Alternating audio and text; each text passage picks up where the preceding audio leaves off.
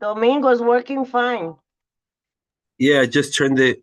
Turned it completely off and turned it back on. Yeah, it's working fine. I'm printing the sign-in sheet, so I'll be right there. All right.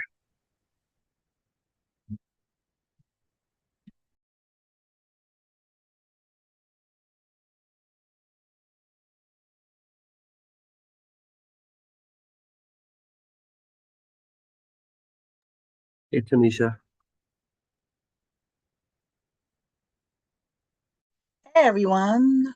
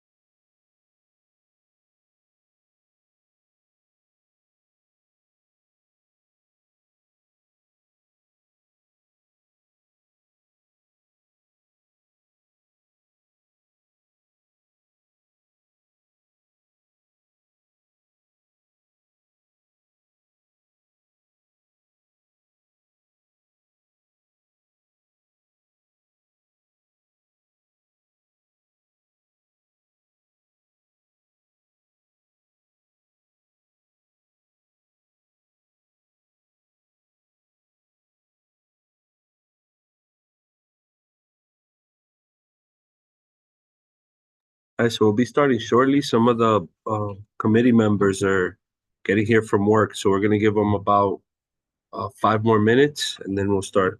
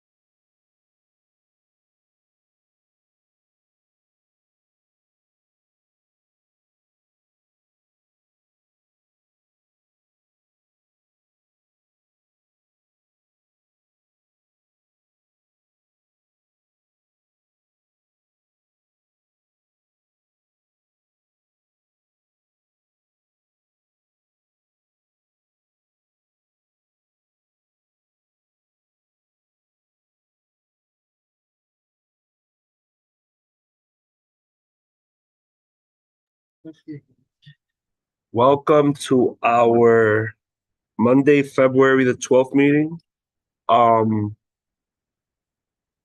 Let's take some time to review the agenda. Let me see.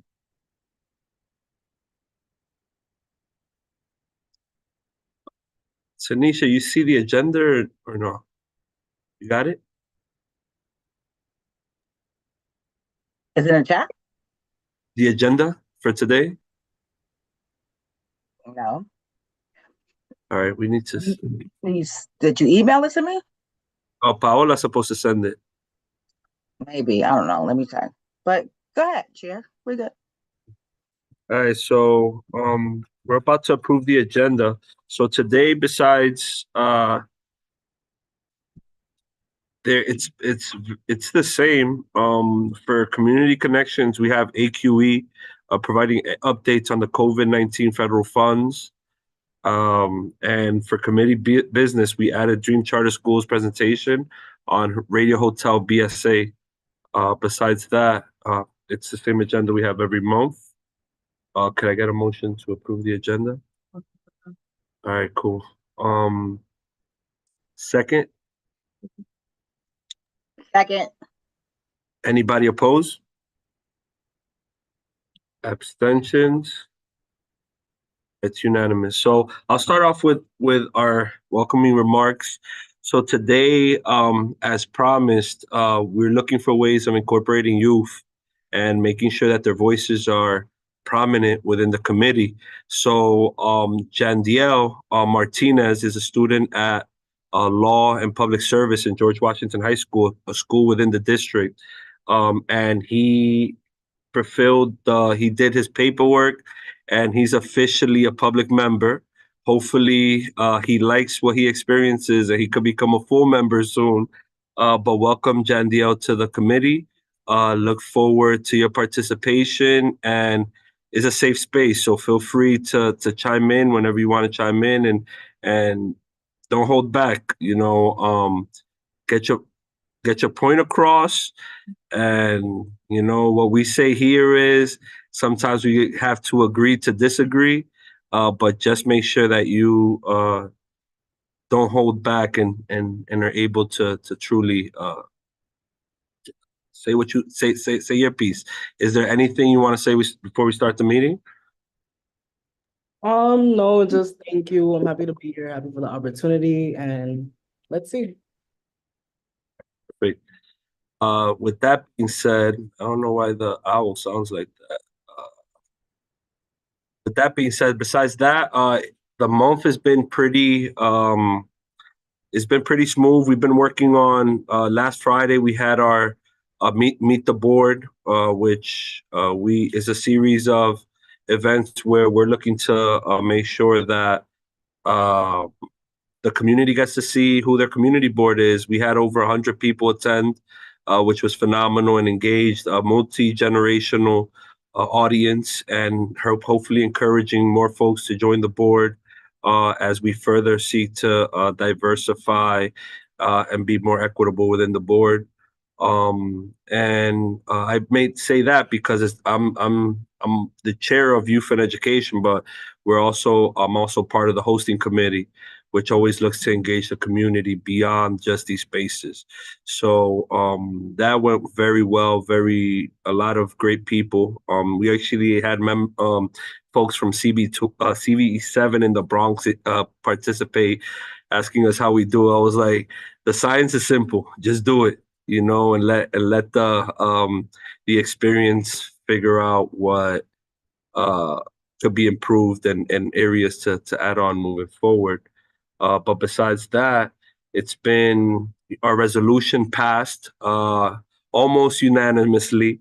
We had one abstention, and I believe Paola sent the resolution to the chancellor. So if anybody has any questions or would like to see the resolution that was sent over to the chancellor, please feel free to reach out to Paola, and she should be able to provide you with that. So we started off the new year with a bang, basically. We started January with a resolution, and let's see what's next.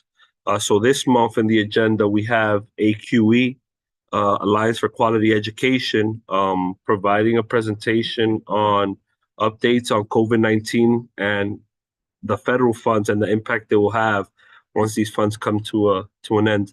Are they on, Tanisha? Who? Yes, Smitha. Which one is it? Smitha, she's in the audience. Miss. Okay, I got her. Got her.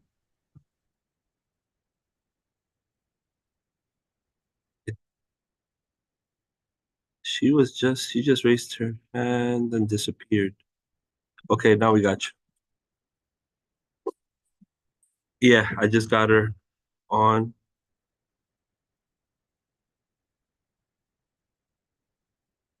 Can you hear us, Missa? Yes. Can you hear me? All right, cool. So before that, are there any elected officials that would like to make a presentation on the Zoom? And once, twice. All right. So we're gonna go into our community connections. Missa, do you need to share a PowerPoint or anything? Smitha, here. Yeah, Yes, it doesn't sound, the owl is messed up. I don't know why it sounds super choppy. Let me see if I could change the speaker. Okay. till then, I do need to share my screen. I have access to do that, so let me know if I'm ready to go. All right, you're ready to go. Okay. Second. Okay. Good evening, everyone. I'm sorry I don't have my camera. Normally I would have my camera on. I'm just sort of recovering from a sickness, so you don't want to see me right now. But my name is Smitha, she, hers. I'm with Alliance for Quality Education. Let me just go to full screen. I was born and raised in Queens, from a family of parents of immigrants from India, so I'm first generation. My siblings, all three of them, and then myself included, we all went to public school in Queens, leading all the way up to CUNY. So I'm very familiar with the public education system in New York, and I'm a member with the Alliance for Quality Education, which is a statewide community-based advocacy organization. We focus on school funding for all children, equitable school funding for all children so that all kids have good quality education regardless of their zip code.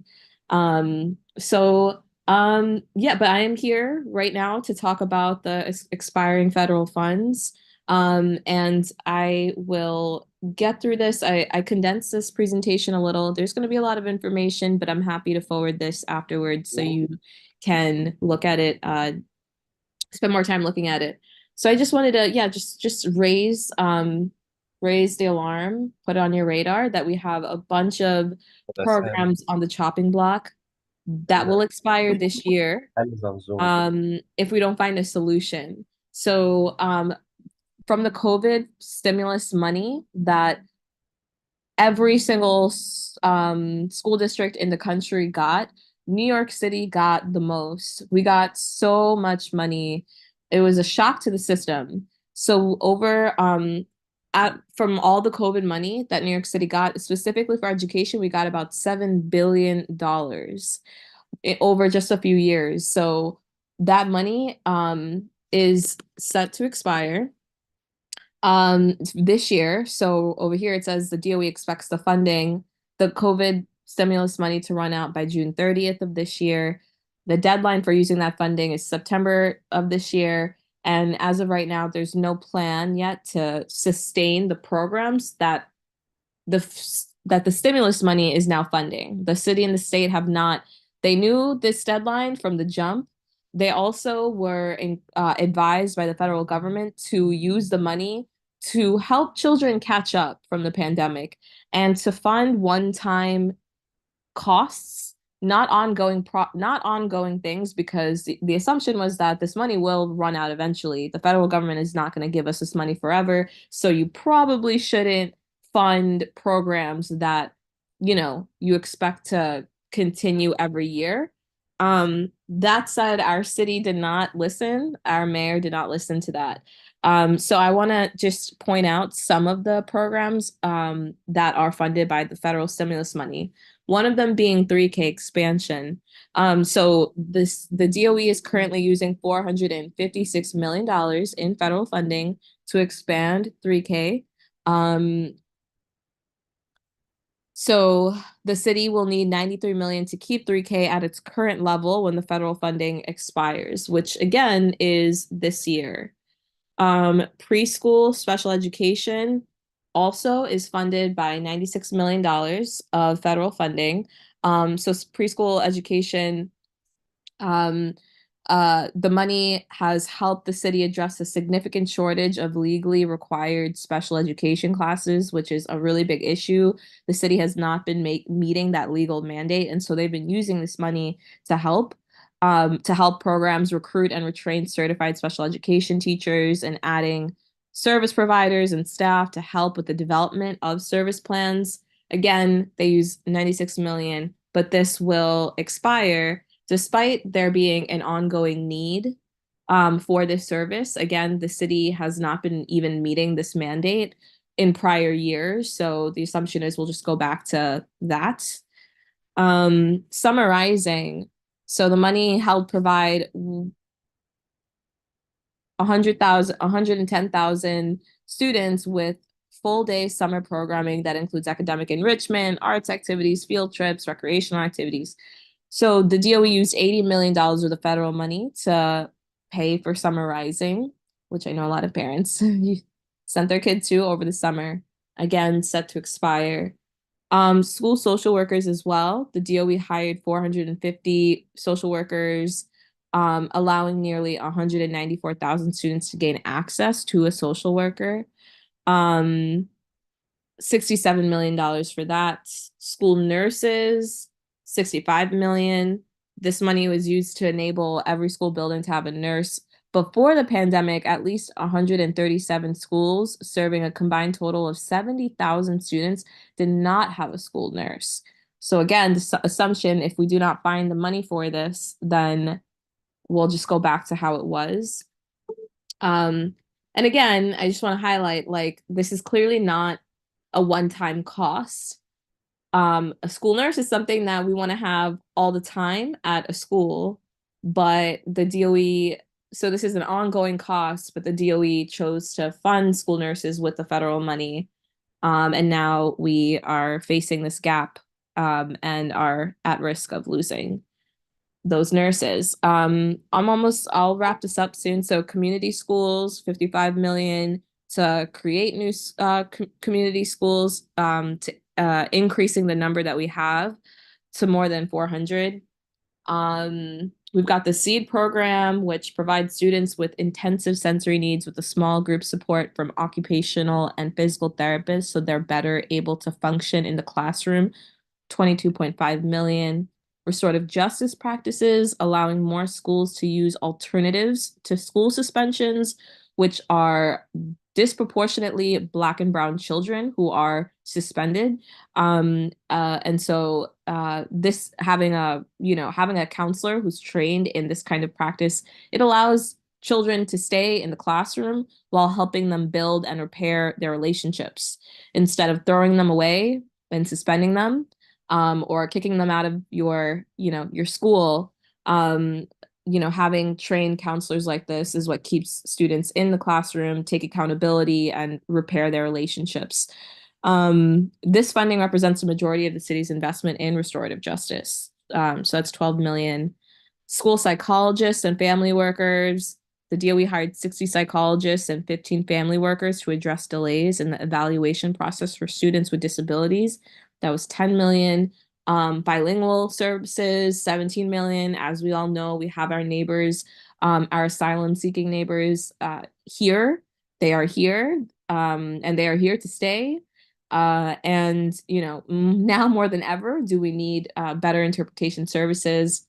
That's being funded at 17 million right now. Shelter-based community coordinators, students living in shelter. It's no joke. It's really difficult. They are very much at-risk students. So the concept was to hire shelter-based coordinators to support them, getting to school and supporting with school-related needs. And the DOE hired 75 of them, and that is funded, 9 million of it is funded through federal dollars. There's a dyslexia programming, that's $7 million.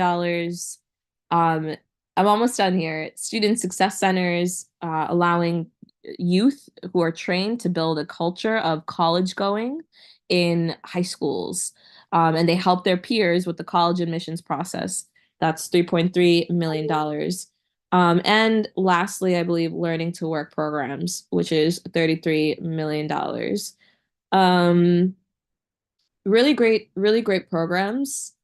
And this is a sort of truncated list just as a visual, so you all see it sort of in a list of some of the programs. This is not a complete list, but if you round it, it's about $1 billion in funds to save these programs. So that's the issue. We're trying to raise the alarm. The federal government gave us a lot of money for education to catch up, and now we're sort of heading towards this deficit because we have all these programs and no money to pay for them. But you know, we don't believe that those programs need to be cut. There are options both at the city and state levels to raise funding for these programs. So there are options at the city and state level. So these are all three government.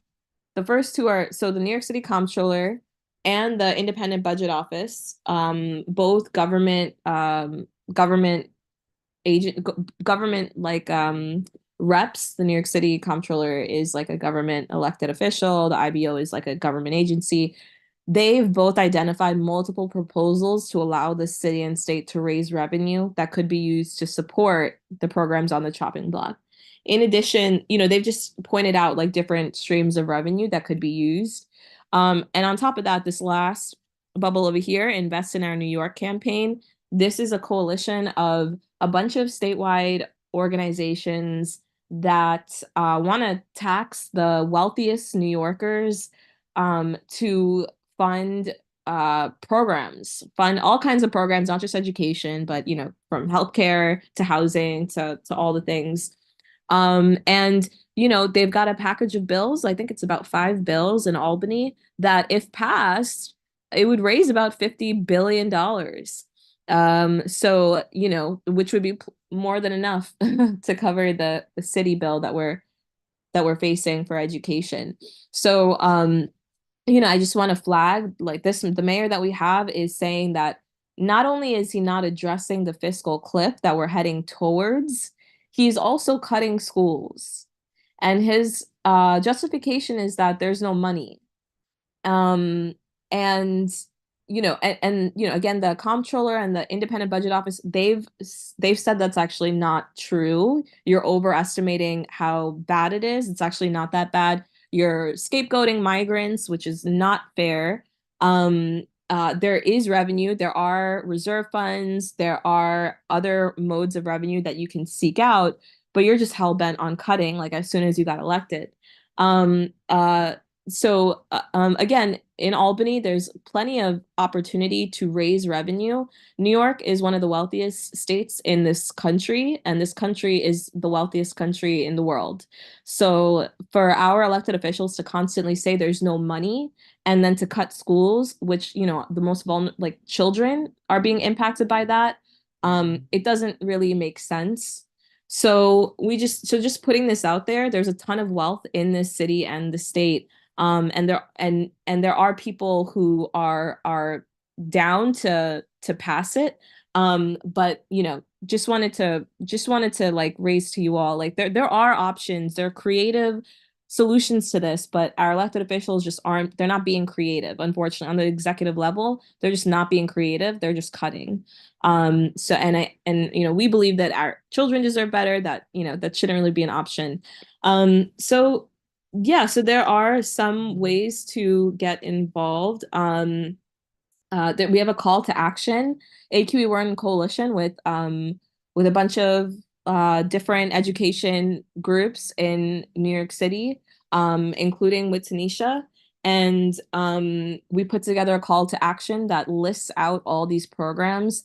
And, you know, it's sort of like a petition. And if you scan the QR code, there's like a way for you to, you know, sign up to volunteer if you would like to volunteer in any kind of capacity. But yeah, there's a survey here to let us know if there are other ways you want to get involved. So that's about it. I could stop sharing. And if anyone has any questions or thoughts. Thank you so much, Smith. Great job. As far as I know, you raise community schools.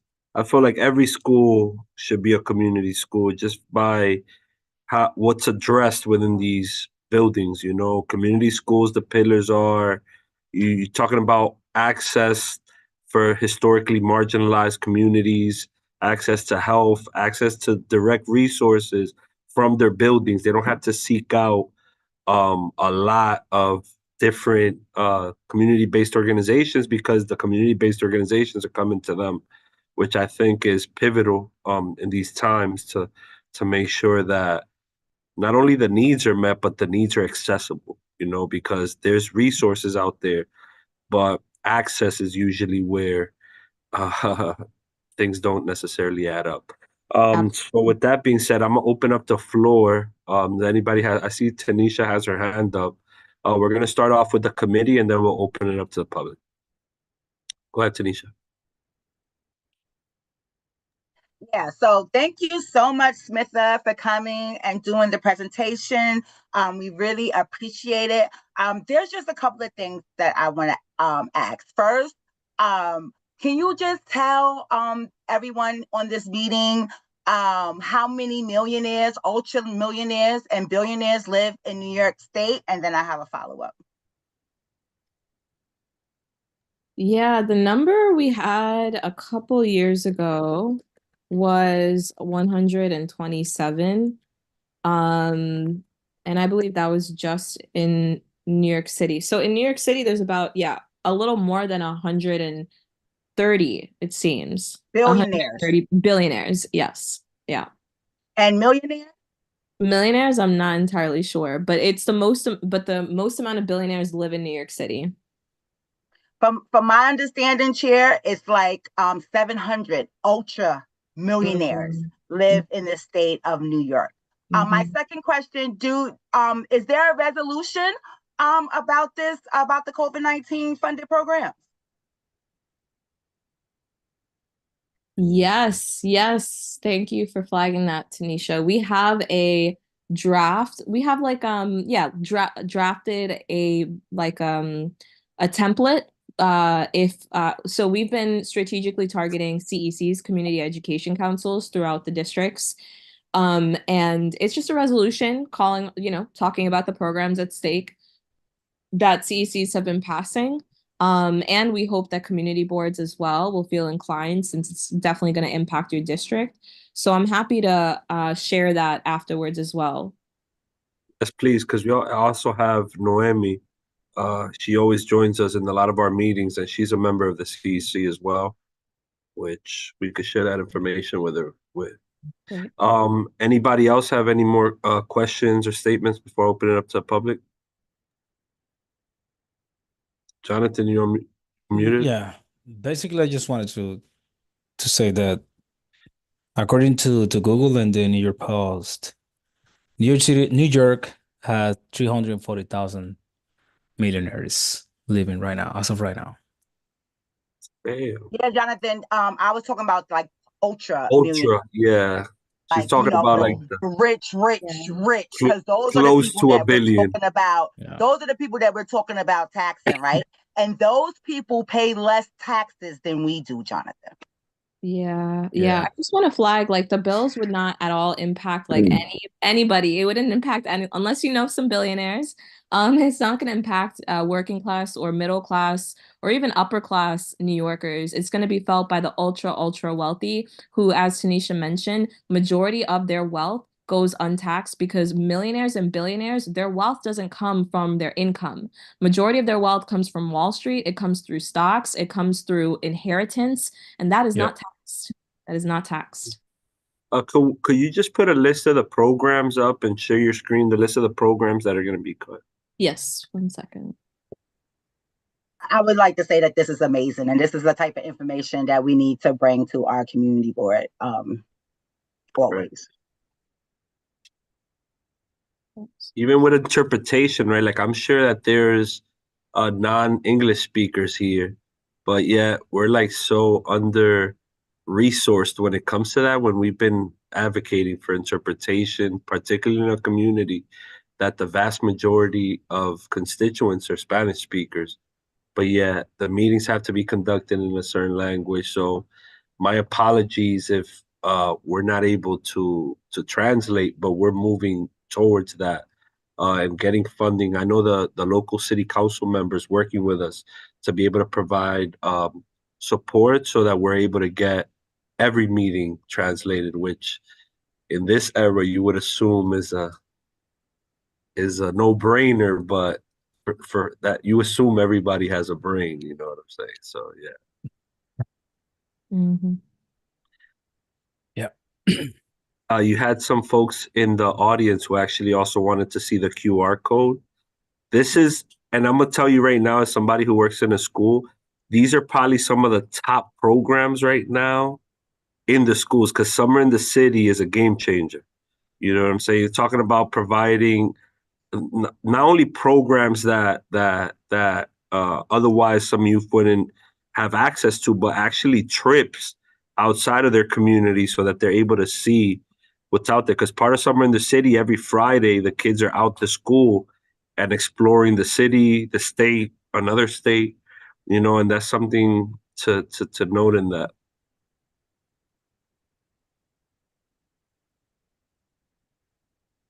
All right. I'm gonna open it up to the public now. Is there any public members who have any questions? Or once? Yeah, just say your name. Steve Evangelista, parent, community, and educator. Comment and question. The comment is that list is only affecting the most vulnerable students. Agreed. Yeah. So it's kind of shocking to see those programs like only for kids who have needs. Yeah. The question is where can people find this information besides the presentation? How can we learn more? That's a shocking list. Yeah. If Have- sorry. Go ahead. I'm sorry. I didn't mean to cut you off. I thought you were done. If I heard you correctly, it's how to find more information about this. Yeah, so we got this information directly from the DOE. And it took a while to get it. We're also able to get the information like district by district. So if y'all want like some specific information to Harlem, like I can do my best to get that information. We're getting it from the DOE. The problem is this information is just not accessible because the DOE, you know, historically isn't, you know, they're not great at their outreach about this kind of information. And I'm sure there's also, you know, they probably don't want to advertise this too much. But you know, it's a unique situation that we're in, that it's just not widely known. Like again, the federal government, COVID happened, the federal government gave us so much money and it really shocked the system. And there was no plan. There was no plan because the money would dry out. There was just no plan to bridge the gap that it would create once it ran out. And you know, advocates who have been looking at all the new programs that were funded through this, they're just kind of tracking it, knowing that eventually in 2024 it is going to expire. We raised the alarm to elected officials every year. They didn't do anything. So now we're at this final year and we just kind of compiled the list again straight from the DOE. And just doing as much as we can to like inform the community about what's happening. Tanisha? Yes. Back on what Smith has said, there are a lot of us too, education advocates, grassroots, that have meetings every month with the chair, Councilwoman Rita Joseph, to try to work together to strategize to get this money put back into the budget. I want to also note that all of these programs should have been funded before COVID. Mm-hmm. All of these programs should have been funded before COVID. These are vital services that our children, our students, our teachers, our school community, our, you know, bilingual members, our different language members deserve to have. Our, you know, the social emotional support with the school counselors and psychologists. All of these things were been needed. So I want everybody to keep that in mind when you think about this. Also, when we talk about getting involved, that's why we said we had the QR code. You can sign on with us to support the efforts of what we're doing to demand that this money is put back into the budget. And there's other ways that you can get involved. So just that QR code will have all the information that you need. And I suggest you tell your family, you know, your neighbors and everything what's going on, because as Smith has said, you know, we have been trying to raise awareness for these years, but this is especially why she is on our community board tonight, because we know that that our district of Washington Heights, our district of Inwood, that they will be severely affected. Our students will be severely affected by these cuts. And I yield. Wonderful. Go ahead. Tanisha, thank you so much for that comment. Good evening, everyone. My name is Carmen Paulino. Thank you for joining us, and thank you for those of you online. I just had a follow-up just in response to Tanisha's comment that these programs should have been funded prior to COVID. So, Smitha, thank you again for sharing this information. I just wanted to get some clarification. Are some of these programs, were they created only during the pandemic, or how many of these programs existed prior to the pandemic? I guess I'm trying to understand whether they were just created with federal funding and whether or not they would just be reduced or completely wiped out. Yeah, I'd say a majority of these programs existed before the pandemic. For example, like social workers, And they were scaled, got it. Community schools, restorative justice, bilingual programs, dyslexia programming, preschool special education. These were all created before the pandemic. But then you have like summarizing, which happened during the pandemic. I think 3K expansion happened right when de Blasio got out, which was before the pandemic, right? Yeah, it was before the pandemic, a little before. Summarizing started the summer prior to the pandemic. During the pandemic, it just extremely scaled up. So more schools had the proper funding to be able to make it more accessible to everybody. Okay, thank you for that clarification. Yeah, so right before the pandemic, but majority of these existed. Again, to all of your points, they just weren't funded. Because there's a difference between there's a lot of what happens is like a new mayor comes in, he has a direction for youth and education. He'll start piloting the program. Then the program doesn't necessarily expand to meet the need. It's just enough, and hopefully you're lucky enough for a school to be able to get it, And I think happened there is there was like 80 community schools. All of a sudden, you got like 400, and I think that was the difference. They just scaled it all up. All right. Anybody else have any questions? All right. I would love Noemi. Go ahead. Oh, wait, Kim, I'm sorry. Naomi has a question, but after that, I was wondering if we could see the template for the resolution real quick. I got you, Tanisha. Noemi? Hey, good evening, everyone. Thank you for the opportunity and thank you for this information. We would love to have you in the CEC and present this February 15 if you have the time. We are meeting as a council, and I would love to add this to the agenda if it's possible, and we can follow up with that. That would be amazing. Just throwing that out there. And hi to Jamdel. Thank you for presenting. I'm so proud to see you there. Yeah. I'm not even gonna put Jandil in the spot. I'm gonna let him absorb it because a lot of information comes out at the same time, Jandil. Actually, I was like looking at the presentation, and I do find that it is very interesting because I do have a coming up meeting with the chancellor, like bringing up a lot of these concerns, seeing as like budget cuts do affect a lot of these programs that we have, especially like you made a point saying like, oh, like we use like the asylum students as scapegoats, and that really like resonated with me because I see like as I'm walking through the hallways, like all of these new kids, we have like new kids coming in bunches every single day, trying to figure out like ways to stick them in classroom, things like that. While we're not really focusing on accommodating for them, we're mainly just figuring out we're trying to figure out ways to just not really, I don't know how to put it into words. We're not focusing on what it is that they need, more so like to fix the situation in time. I don't know if that makes sense. Yeah, I get what you're saying. Like we're trying to figure out ways in which we can like give them what they need, like without taking away from what it is that we have currently, Yeah. So I really like that. That's interesting. Thank you. And I think it was Naomi who spoke before. Naomi, I dropped It's Noemi. Noemi. Hi, Noemi. Sorry, I dropped my email in the chat. If you want to just send me an email, I'd be happy to try and coordinate a CEC presentation. Perfect. Thank you so much. Really appreciate that. Should I share my screen and show the resolution template? Yes, please. Okay. So this is it. It's just a template. Mhm. But talks about the 7 billion. Here are all the programs. Well, here are some of the programs, lists all the programs. Saying the programs will expire. These needs existed long before the pandemic and will continue to exist.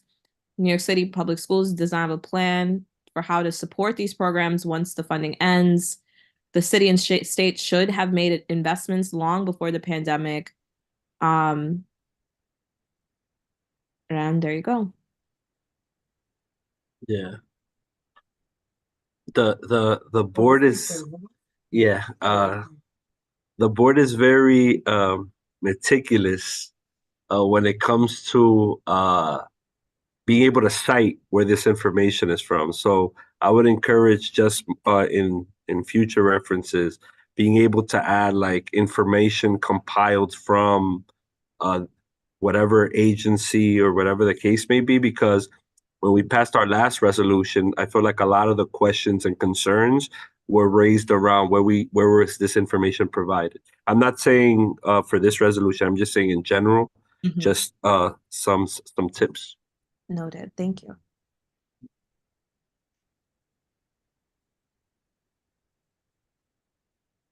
All right, cool. So we'll add that to our committee business, and we'll discuss it during our committee business. If you could do me a favor and just send it over to Tanisha, so Tanisha could send it over to us if it's possible. Sounds Cool good. you cool with that, T? Yep, and Smitha, if you could also, forward over the website, with the DOE website, where we can get this information so Correct. that we can attach it to the resolution, that would be great. Yeah, it's cool. That trust me, Tanisha and myself just try to troubleshoot because we got a lot of like, I would say positive feedback from our last resolution. So we just want to make sure that we avoid any hiccups this time around. Got it. I think it's not on the DOE website. This isn't something that DOE like put together. It's something that we had to request from the DOE. So I would say it's from the Advocates for Children who compiled the list. But that said, I think there should be a website that I can like link to. So I'll figure that out. And I should be able to send that tomorrow. All right, thank you so much. So Tanisha, what we could do is revise it, and I'll bring it up during executive if we don't have the resolution quietly finished tonight. I'll raise it during executive and see how we could push that along. All right, you still have your hand up, Noemi? Right. Miriam? Yeah, I signed on a little late and I'm a little confused about these billions of dollars that were it to us. So is the billions of dollars just sitting there? No, it was during COVID. The federal government basically provided funding to all the states, I'm assuming, and a lot of this funding was used. That's where the presentation came from, to be able to provide support to the cities, but there was a end date provided. So the recommendation was that this money shouldn't be used for stuff that would, if the proper measures weren't taken into place, where you would understand that you would have to develop a sustainable method once the money expired of being able to maintain these programs. So the city used it for a lot of programming that right now is pivotal for schools. And the money is drying out, I believe, within the next few months. So right now, this presentation is about the impact that's going to be felt and the programming that's going to be impacted by the end of this funding. So it'll be the money is done by September 2024. So next school year, there's going to be a lot of changes as far as if the money is not identified. So what I like about the presenter was that she didn't only dwell on the fact that it wasn't is ending, but just creative methods of being able to maintain the programming so that there's no hiccups to the kids. So that's why she recommended different avenues and different legislation to be able to raise the funds needed for this. So you're saying to me that all the powers that be and the talking heads, they haven't come up with anything that Well, they're cutting right now, Miriam. So they're making it seem there's a crisis, but there's a lot of conflicting narratives because there's different city agencies that says that we're not as bad as elected, well, as the mayor claims we are. I don't know, just don't make a lot of sense. But okay. Which part, Miriam? None of it. What she said, I agree with everything that Smith has said. I agree. Yeah. But I'm saying the city and the elected, they can't come up with something to help us to sustain the money that we're supposed to have from the federal government. Miriam, we've been talking to the elected officials for the last 2 years, saying 2 to 3 years, saying that this was coming, right? Saying like, what are we going to do when this COVID-19 money runs out and these essential programs? Now, not only did the federal funds fund them more, but what we're saying is, even though we had a lot of these programs before, they wasn't funded, and they're vital programs. So we pretty much are saying that we have the $1 billion that it would take to fund all of these programs. They just don't want to tax the rich. We talked about the ultra rich. There are over 700 ultra millionaires in New York. There are 100 and almost 30 billionaires that live in New York City. So we have streams of revenues that the electeds are not trying to touch. And Chair, I would just suggest that one of our next guests be the Invest in Our New York, so they could kind of tell us about their bills and what the 50 billion in revenue that they could create. Okay. Okay. Yeah. Okay. Because I would love for Smith to come back and we could discuss the district, see how that's gonna impact, and we could potentially invite the superintendent and his office to see what's the deal. Happy to. All right. Yeah, we need to get the superintendent and the mayor because this is insane. Yeah. It really. I will definitely coordinate, Chair, more Okay. meetings with Smitha, because this is just one thing, right? So we did the class size last month and this month, but this is just one area of education that we wanted to let everybody know about. And then Smitha and AQE will be back with more things like universal childcare and other stuff that we're working on as well. Perfect. Thank you so much. Look forward to it. So if there's no more questions, we're gonna move along to committee business. So Tanisha, she's gonna have the template ready, she said tomorrow. So what we could potentially do is either wait for the executive meeting or for next month's committee meeting and vote for it then. So it's up to y'all how y'all want to do it. I would like to discuss it in detail, so. Next maybe it month? should be at the committee meeting, but I do understand that there's a sense of urgency here, because this is happening in September, so it maybe I could just be plugged into the conversation once we're reviewing it. If most of the Okay. people on our committee feel like it should go before the executive. I agree. I think we have to dive down to the granular, minute details of this to really dissect it. But I understand there is a sense of urgency as well, so whatever the committee agrees with, I'm focused. All right, Louis?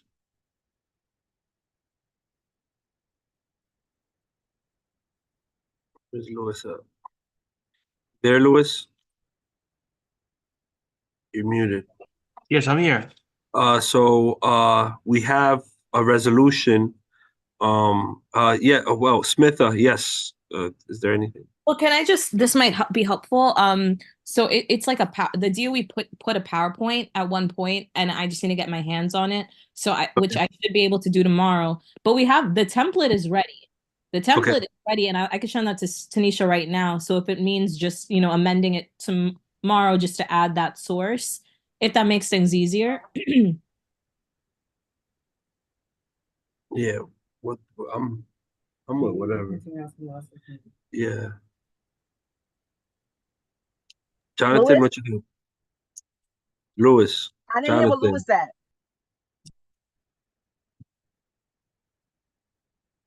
Lewis is like, no, I have no comments on that right now.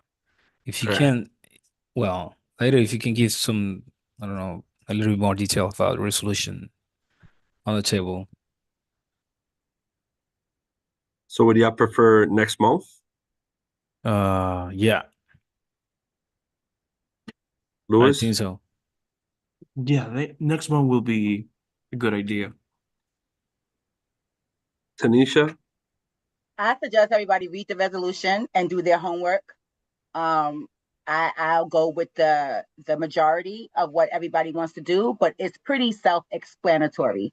If we do not put the money into the budget this year, our children will lose most of the funding for all of those programs. So this is an urgent matter.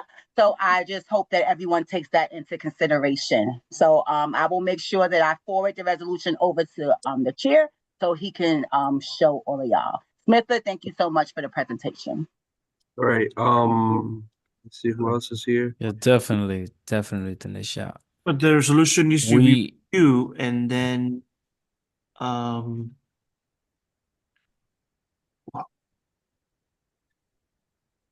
I mean, not disregarding the importance of this document, Tanisha. I understand the importance of it, and just needing a little bit more time to understand and read it, and then come back with the position. Right. So what we'll do is we'll have Tanisha just send me the resolution. I'll put it up I'll share it so we could discuss it during committee business today. If we can't come to an agreement today, we'll push it over for next month. I think that's fair. The only thing that would be missing is the citing of the source, which will be shared with us. It came from a PowerPoint that was provided by a city agency, and I'm sure advocates don't miss when they do their research. So let's just make sure that we review it. We'll cite, we'll get the sources, and we'll have a discussion. If we can't come to an agreement, we'll push it for next month, and we'll call it a day. Next up, we have. I want to thank you, Smitha, so much for taking time out of your evening and joining us. I look forward to really strengthening our relationships as we always seek to learn more on what's happening at the legislative level and see how we could collaborate more. So I look forward to keep building, and we'll be transitioning now to committee business. First up, we have Dream Charter School, a presentation on the Radio Hotel BSA. So a few months ago, as you all recall, School in the Square came to us with a high school proposal for an ordinance change within Radio Hotel. Whatever Radio Hotel and School in the Square agreement had, that fell apart, and that created a vacant potential school space. And as a result, Radio Hotel tried to, I wouldn't say sneak it in, but they try to use the former application as the way of saying that it was very similar. I completely disagree with that. A high school and an elementary school are two different animals, two totally different populations. So I want to thank Dream for taking the time and coming and joining us and being able to present their school and the location and everything. So you can sign in as I give them time to prepare. You can sign in. Ayúdala. She has to sign into her drive so she can share it. we're screening. Yeah, the Google Drive. So ella lo que tiene que entrar a Google Drive. Can't share with them. She could share it from the screen. Oh, like share it with Carmen and just open it on us. Oh, ¿tú quieres hacer eso? She said this is screening. So, unless you don't know. That's true. I'll just let- I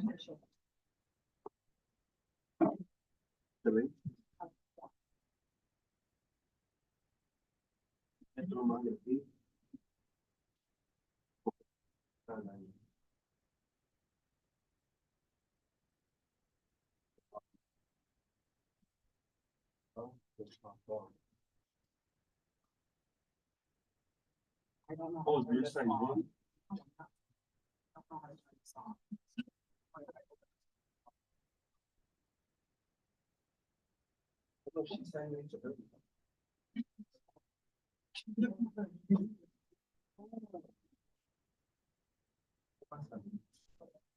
I didn't know she wanted to do that on this.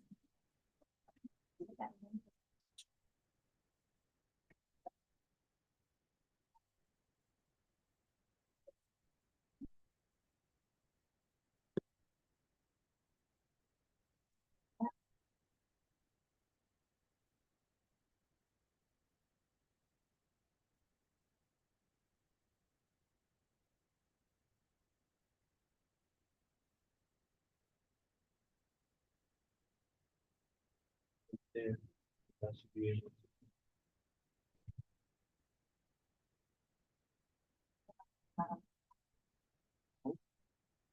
So then we share the screen.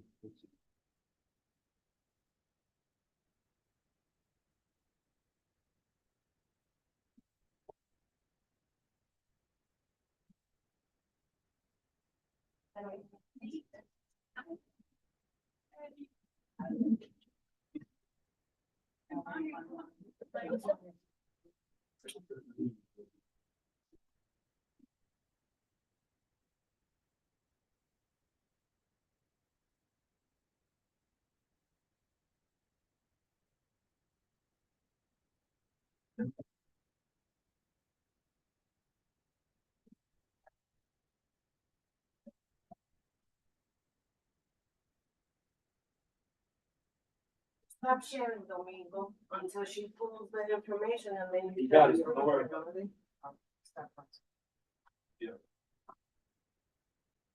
Thank you, Paola. There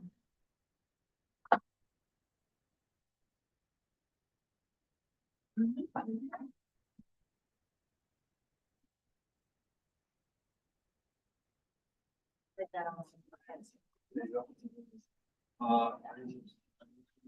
You have blood? Yeah.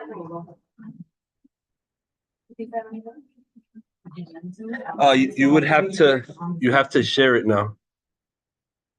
All right, fellas, our apologies. We were just troubleshooting a presentation.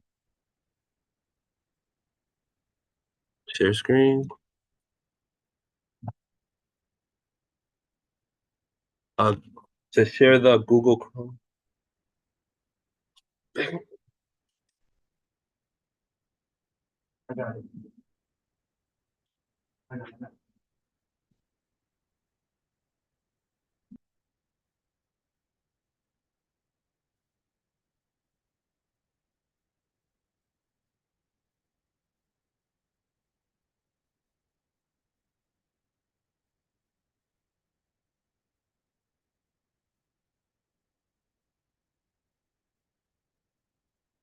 Okay, so good afternoon, everybody. My name is Melissa Malfilian.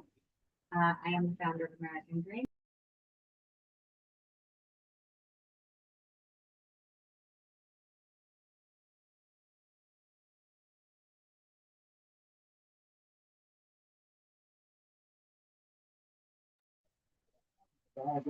And here.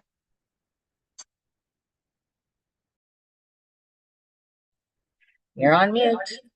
Okay, we can hear. What's her name again? I didn't hear that.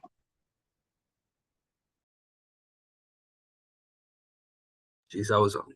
You should be able to Sorry, hear can you her. hear me? Can you hear her?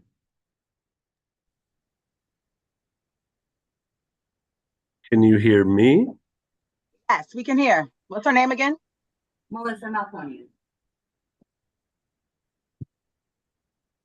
Okay, so good afternoon, everybody. Thank you for having us. My name is Melissa Malconian. I'm the founder and executive director of American Dream Tourist School, which opened up 10 years ago in the South Bronx.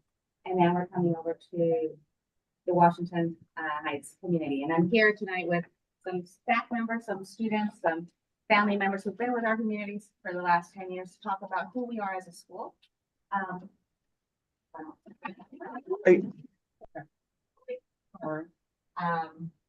Hope to make it out alive. But I just want to talk about who we are as a school, talk about our mission. We are a fully dual language charter school. Currently, our school is a 6 through 12. What we're going to do here is we're going to have a K-5 dual language elementary in the community. Our students currently have had some of the most amazing results in terms of bilingual education. So we have grown students from 6th grade, graduate them, sending some of them off to college. I have a college student here in the audience who has been with us in 6th grade and is now a sophomore at City College, but who graduate our school fully bilingual, earning the seal of biliteracy. And that's something that is very, very important and something we are all very proud about. And so our school brings a different flavor to public education. It validates our community, it validates our language, it validates our culture. And that's something that we just are very, very passionate about wanting to continue to grow in our community, for our community. And so we have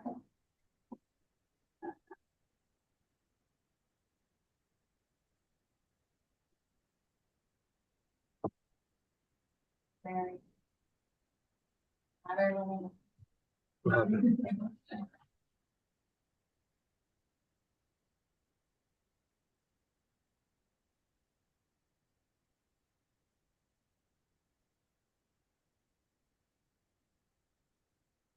Remember, yeah.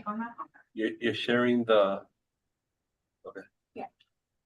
So this will just kind of, it's a very quick media highlights of our schools to give you an idea of the impact we're going to walk.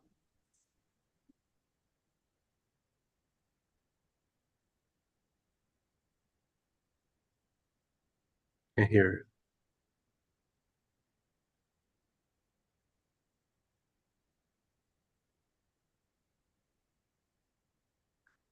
Hello.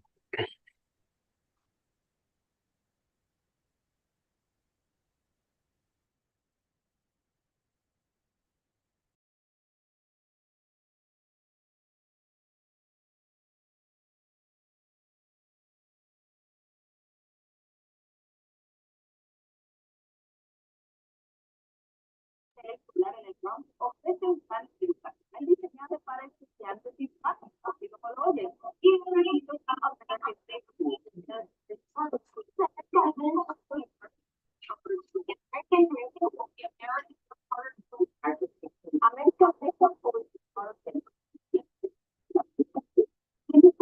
The sound is breaking up. Yeah, 1 second. yeah, it sounds really Hello, pause. bad. I have to. I have Put your to. volume all the way down and mute it.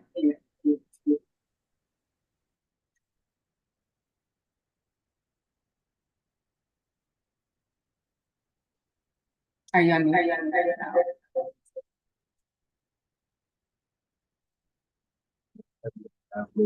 There's computer illiterate.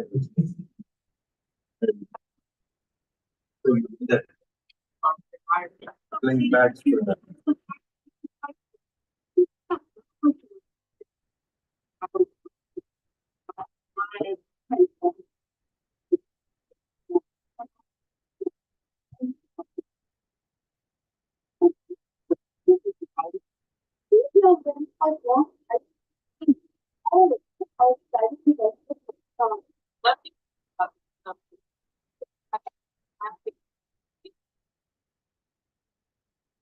baila.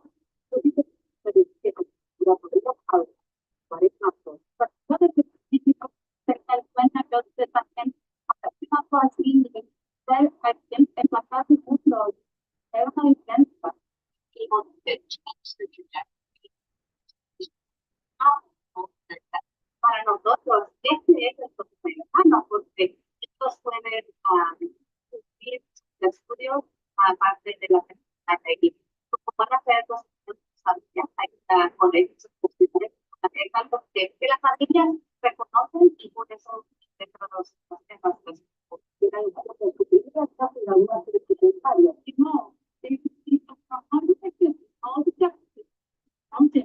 celebration American Dream Charter Schools. The class had a virtual reveal for college selection. 60 graduating seniors to receive it. 150 college success.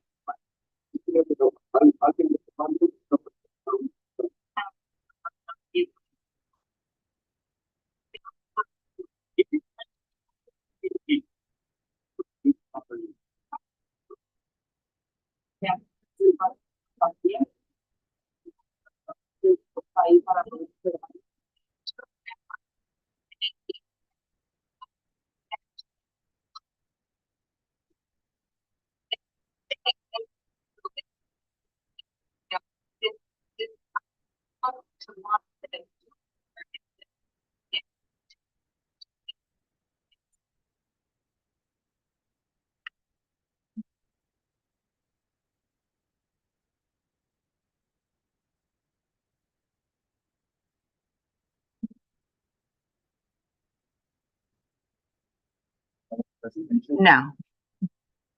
Trying to get rid of the this guy. Yeah.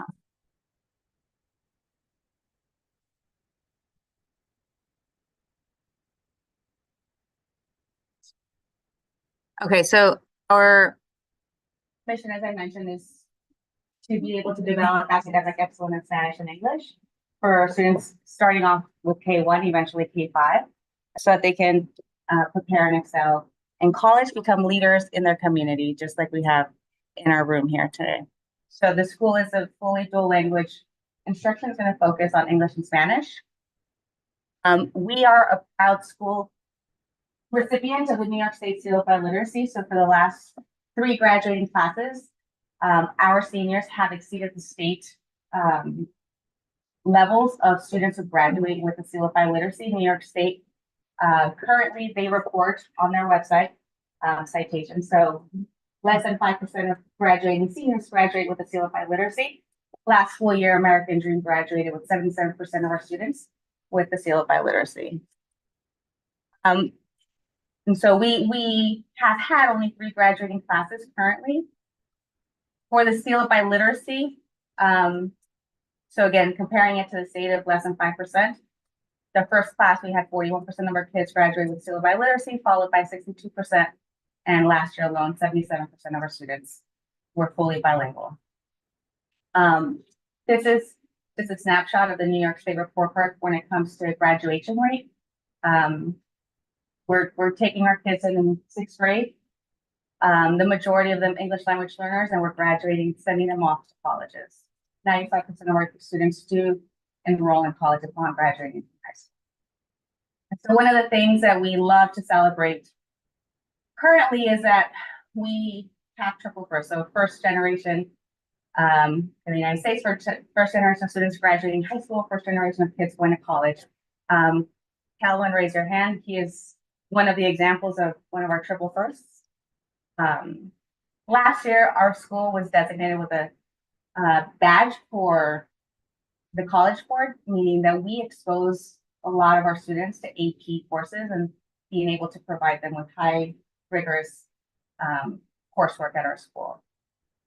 And so this snapshot here is just talking about some of our AP results in AP Spanish. So 3 out of the 4 years that we SAC students, we had 100% of the students score 3, 4, or 5, mostly 5s on their AP Spanish exams.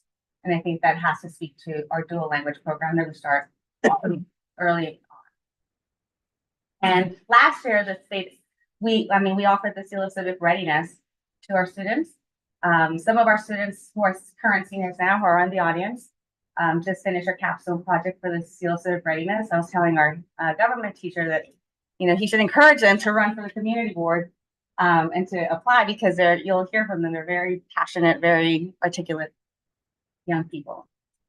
So next school year, August 2024, our goal is to start off kindergarten first with 75 students per grade, going to 450 students total when we have a full elementary school here in the Heights. I know last week the team was here on Monday as well as Wednesday to talk about traffic and land use. They asked me to come present about our school, to bring community members so our community can speak about our school.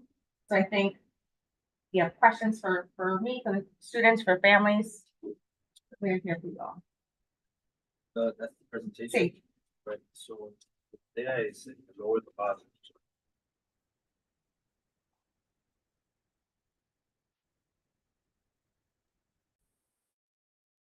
Okay, so we're just doing some techie stuff right now. All right, perfect. Can everybody hear me? All right. So it was a little confusing, right? Because prior to this presentation, and I commend anybody that does youth work because it's not easy. When you deal with youth, it comes with all types of anomalies, right? Like you have certain expectations, you have certain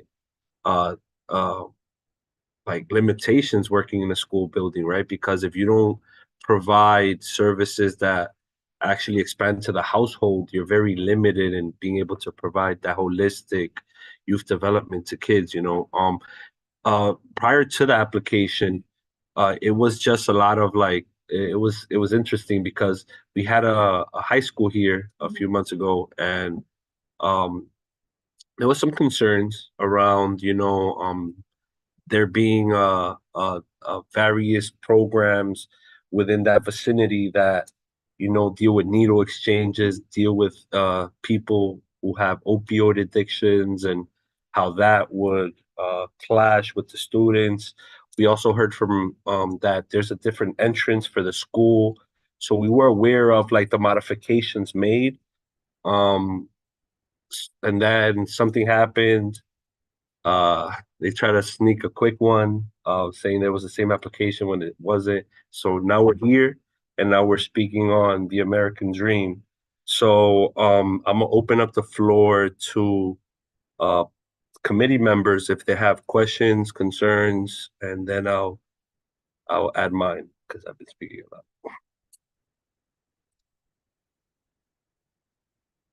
Tanisha. Okay, first I need a clarifying question. Is this a school that they're planning to build? Or is this a co-location? No, this is a school that is going to be introduced inside of us. So they're coming for a variance change. Radio Hotel, well, Wayne. Yeah, Wayne. Yeah, Wayne. Educate us. Yeah, they're not coming for a variance. It's an existing building. It's a mixed-use building, and the building includes, I think, 140,000 square feet of office space. So what they're seeking is a special permit to allow, I think it's about 37,000 square feet of what is office space to be used for a school purpose. The reason that special permit is required is because where the site is located is in a C8-3 district for the most part. Part of it is in R7-2, which is a medium density residential, which is what most of our community is. But because most of the site is C8-3, which is an old zoning going back to the 60s, which really is more automobile related, the whole building needed a BSA variance, and the school use needs a permit because in C8, schools are not allowed. So that's what they came to us for the high school, and the same requirement is for the elementary school. Since it's a school, the BSA needs to issue a special permit. And just for clarification, it's not clear who didn't communicate with us because it's the BSA that in December sent information to the community board telling us it's the same application. And we said, well, it's not because it's a different user. So the communication wasn't good on the part of the applicant, but it also wasn't good on the part of BSA. So let's kind of spread the blame around. But you know, So there's more people to blame, Wayne. yeah, but I mean, as I think I pointed out at the general meeting last time, BSA's process is not as formal and structured as city planning. So you really have to stay on top of BSA to get communication out of them in a timely manner. Yeah, but to Anisha's question, they're not building the school, the building already exists. So it's just interior renovations to make it, you know, fit out for the school. Okay, thank you. What street is this on? 181st and the corner of Amsterdam, and the entrance to there's a separate entrance to the office building or tower and a separate entrance for the school. Those are all on 181st Street. Yeah, I know that area well. Yeah, I know exactly what building you're talking about. The restaurant is actually around the corner on 180th Street in Amsterdam, and it's the restaurant, not the school, that's directly across from the corner project. Thank you so much, Wayne. And I have a follow-up question, Chair. Since this is a building that already existed, what's the status on rent? Would the Department of Education, our public schools, be paying rent for this charter school? Because that's the thing, and we need to know who's going to pay the rent there.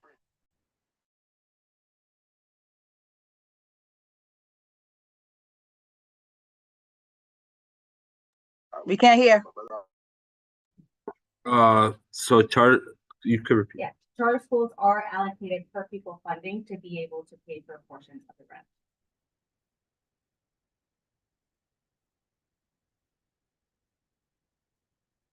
You heard? Do you need me to repeat? So is that a yes? They get per pupil funding, and a portion of that will go towards the rest. So that's a yes. So that's a yes, because that is a big issue where we don't have enough money for our public schools, and one of the main problems that we have, we don't have a problem with charter schools say that we want everyone to have a choice, but it does dig into our public school fundings by billions. So that's just a concern that I want to wake up to make sure it's out there. Right. Any more questions? Yes. I have a clarifying question. Thank you so much for this presentation. Spanish was my first language. My mom from Dominican Republic, so I didn't really learn all the Spanish, I guess, when I was in elementary school and in junior high school or in high school. So hearing this information is actually really exciting because I do think it's important as we become adults and get into our careers in college and continue to use the language. So thank you for that. Really exciting information. Can you explain to us how the data kind of translates?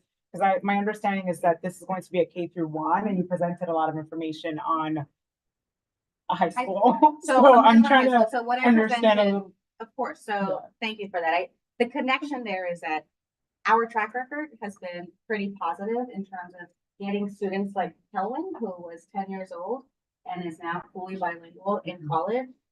And that's the power of what our program does, like the language, the culture, the honing into our families to connect with our families and being able to speak to them in a way that they understand, and not just understand, but also understand the path that we're trying to take our students to, right? So it's helping a whole community of like, come with us, mom, let's walk you through step by step of how we're going to get your student or where you left your country from to come to the United States and get them into college so that they can be successful children. And so the point I was trying to make is that we've existed for 10 years now in a different community, but it's a similar community.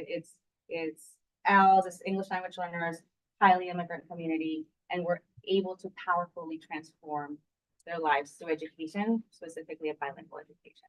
So starting younger, our first little child over here somewhere, she's a prospective kindergartner over here. We can see that getting our students 6 more years is going to tremendously shift that and increase that power of Spanish. So I'm gonna do it by the people who've spoken the least. So I'm gonna start with Louis.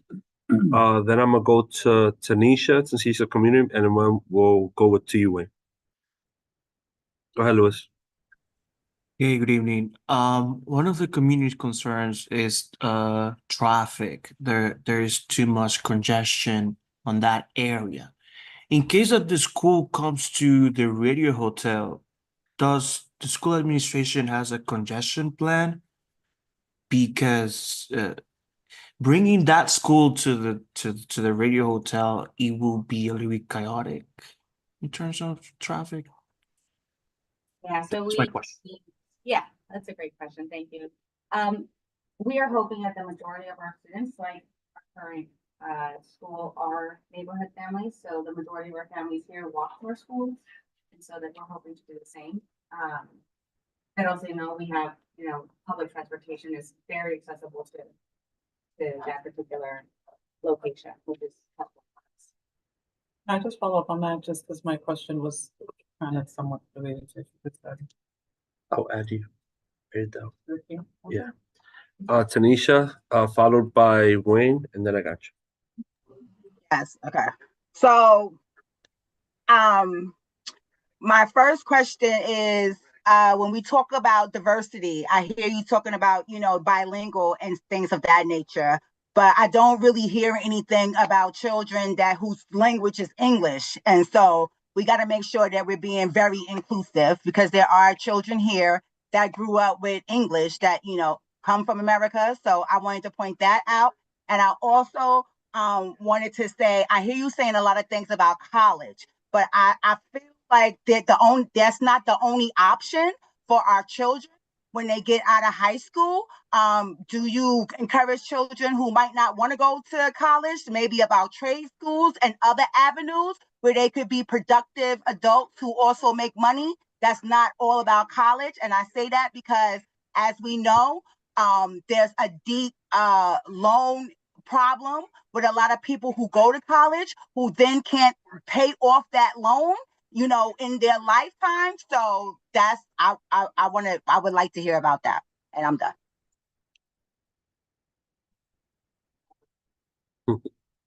So yes, so the first one about bilingual, and I think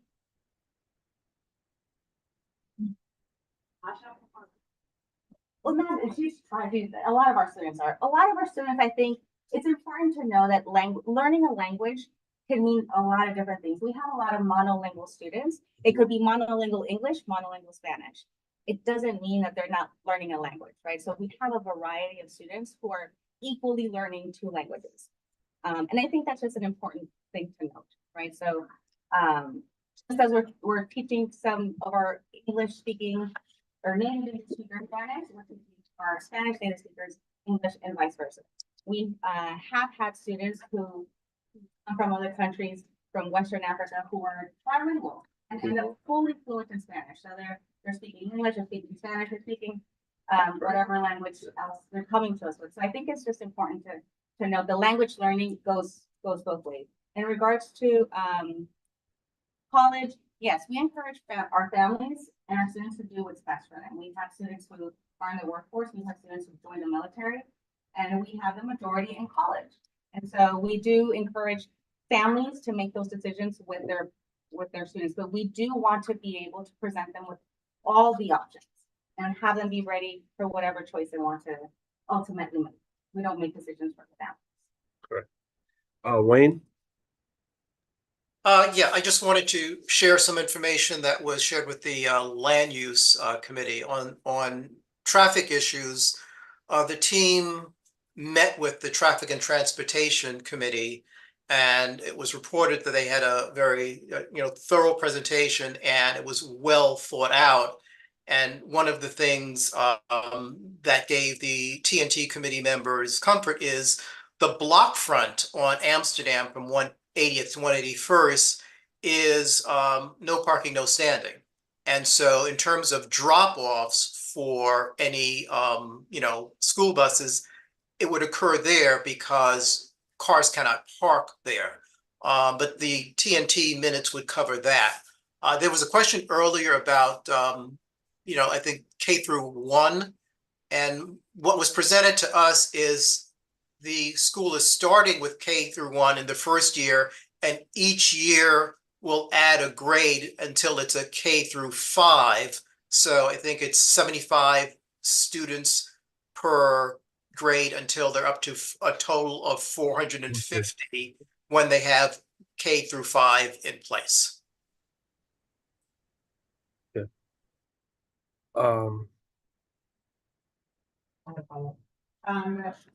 Do you already have the students for K through 1, and where are these students coming from? Where is the demographic? To do a lottery, yeah. Oh, recruitment season, so you don't have. All right, got it. We have application, but then there's just, once that happens, April, we do the lottery and whoever gets them gets it. All right. My turn. So I have several questions. One of them being 450 students in that location for an elementary school. I don't think there's elementary schools within that vicinity that have 450 kids. So you have Wheels a block away from you. You have PS 132 in Dos Puentes 3 blocks away. You have, I believe, another charter school, TEP, if I'm not mistaken, which is K through 5 as well, 4 blocks away, right? Like saturating that area, because I'm all for, like I said, I try to be very objective, right? But we have to be reasonable when we look at dipping into the same populations of kids, right? So we're looking at the Department of Education has 1, 2, 3 elementary schools within, I'm saying like a 5-block radius. You got 3 elementary schools, then you have 2 charter schools that would be if this were to happen. My only concern is, when is oversaturating communities enough? You know what I'm saying? Like, access is very important. We understand that right now we just had a presentation on COVID-19 and the impacts that's going to have on public education and all this money, and you know what I'm saying? We understand we're dealing with a system that's constantly handing out cuts and disproportionately is impacting the same group of people, right? And then on top of that, we're saying that in Washington Heights, there's an abundance of spaces, but yet the saturation of spaces is overwhelming, right? What makes this spot so important to be placed there, and why District 6 if this is a charter school that historically has been in the Bronx for the last 10 years, right? So that's my only thing. Like, yeah, so you could. So again, I think in the presentation prior to us, there was also talk about needing more schools, right? So we're needing more schools. There is an influx of migrant students. We would be a great place for students who one, it's easily accessible by public transportation, but also a place where we can educate students and make sure that we, going back to the bilingual model, be able to welcome them into our country, into our city, into our neighborhood, and be able to give them the gift of 2 languages, whoever the students are. In terms of why District 6, so New York State actually asked our charter to be able to help this existing charter that already existed. And so it was educated. Which New York State? What? New York State Department, The nicer the regional, because there's multiple. I know SUNY deals with charter schools. You have the regional. There's like 3 layers of state. Yeah. SUNY and NYSA. NYSA, okay. Yeah. And so we're chartered by NYSA. Okay. So this charter already existed years ago. It just hadn't gone up and running.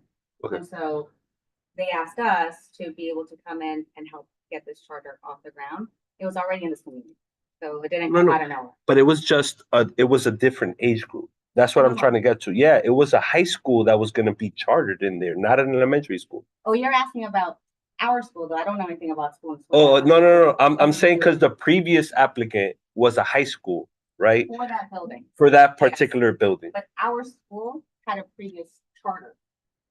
So separate from radio tower, separate from School in the Square, this charter's already existed. Mhm. It existed from 2018. It was just under a different name. So we're coming in now. So in District 6, it's always been here. Which one? What? Education Unlimited Lyceum. Which one is it? Education Unlimited Lyceum. Charter school. And so our school's coming in supporting that. LCM? Lyceum. LYCEUM.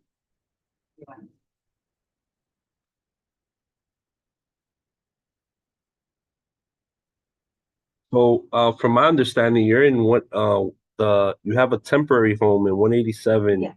in what used to be Zeta, if I'm not mistaken. So we're in their temporary. Okay. All right. Because even that area right there, you just have an elementary school right under, which is PS 48, right? And then you have St. Elizabeth. All I'm thinking about is location. I'm not saying I'm against or I'm pro anything, right? Location matters. Why does it matter? Because what you're talking about is creating a situation now where bodies will be going to your school and those bodies will be taken away from public schools. You know, and parent choice is very important. I also feel that being equitable and understanding that public schools can't outreach the same way you guys can. There's a lot of barriers to public schools being able to recruitment season going out at the level that you all go out with. And that's my only concern. Topical, are these elementary schools able to provide services? Dos Puentes is a dual language school, and that's 4 blocks away from. So is I. Well, there's multiple within the district, and if you want, I could bring that presentation in next month. I could ask the superintendent to be able to send us a list of all the schools in the district that provide dual language, if that's an area of concern.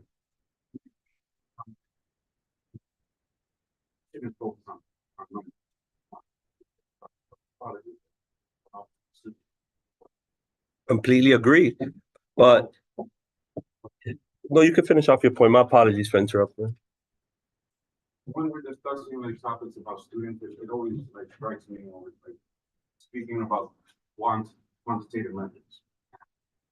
Work that we've been doing now in our school for 10 years and not different people that are in the room. Correct. Are you able to just come a little closer so that people can actually hear what Yeah. you have to share in case anyone has a follow-up or wanted to comment I on mean, that? I'm almost done with my spiel. Yeah. I'm sorry. We can Um, just project a little louder. Thank you. Sorry, folks that are. It's gonna be around here. Yeah, she's. He can stay. Just in having conversations about equity, I was speaking in the back of the room, about. Yeah, we have a lot of schools. Are we providing the quality of services that our school is offering? And when we're discussing data, even earlier, I've worked in Summer Rising, I worked in Summer in the City, I worked in the South Bronx for 10 years. I was born and raised in Washington Heights. You know, we can talk about numbers left and right. We can talk about millions of dollars. We can talk about how many students are served. But what are these programs doing? How are lives being impacted day to day? What are people walking away with as far as feelings, not like a diploma, tangible? Folks in here feel like we're family, built into our charter. Treat everyone that enters our space like family. I want to bring this to Washington Heights too. So, in an effort to support us towards helping the folks in our neighborhood, let's stop focusing on numbers and let's start talking about like what the work is. Unfortunately, number goes hand in hand with everything. In the state, if your numbers don't add up, we're in the time of state standardized testing. If your numbers don't add up, you're added to a list. That list makes you go into the chopping block. Why do disagree completely with the whole systematic approach of how schools are closed down and the various measures that are introduced to be able to shut down schools, co-locate them, which is up for debate, right? It's subjective. Everybody has their own interest, and based on their interest, they're gonna create their arguments.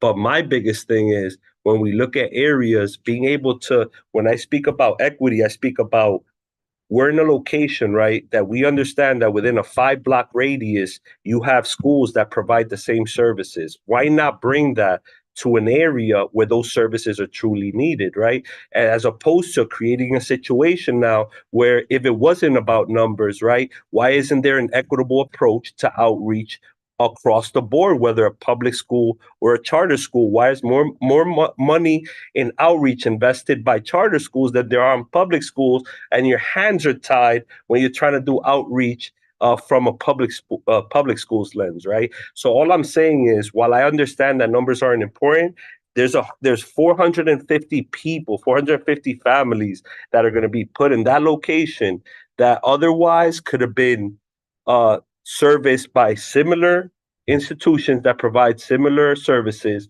or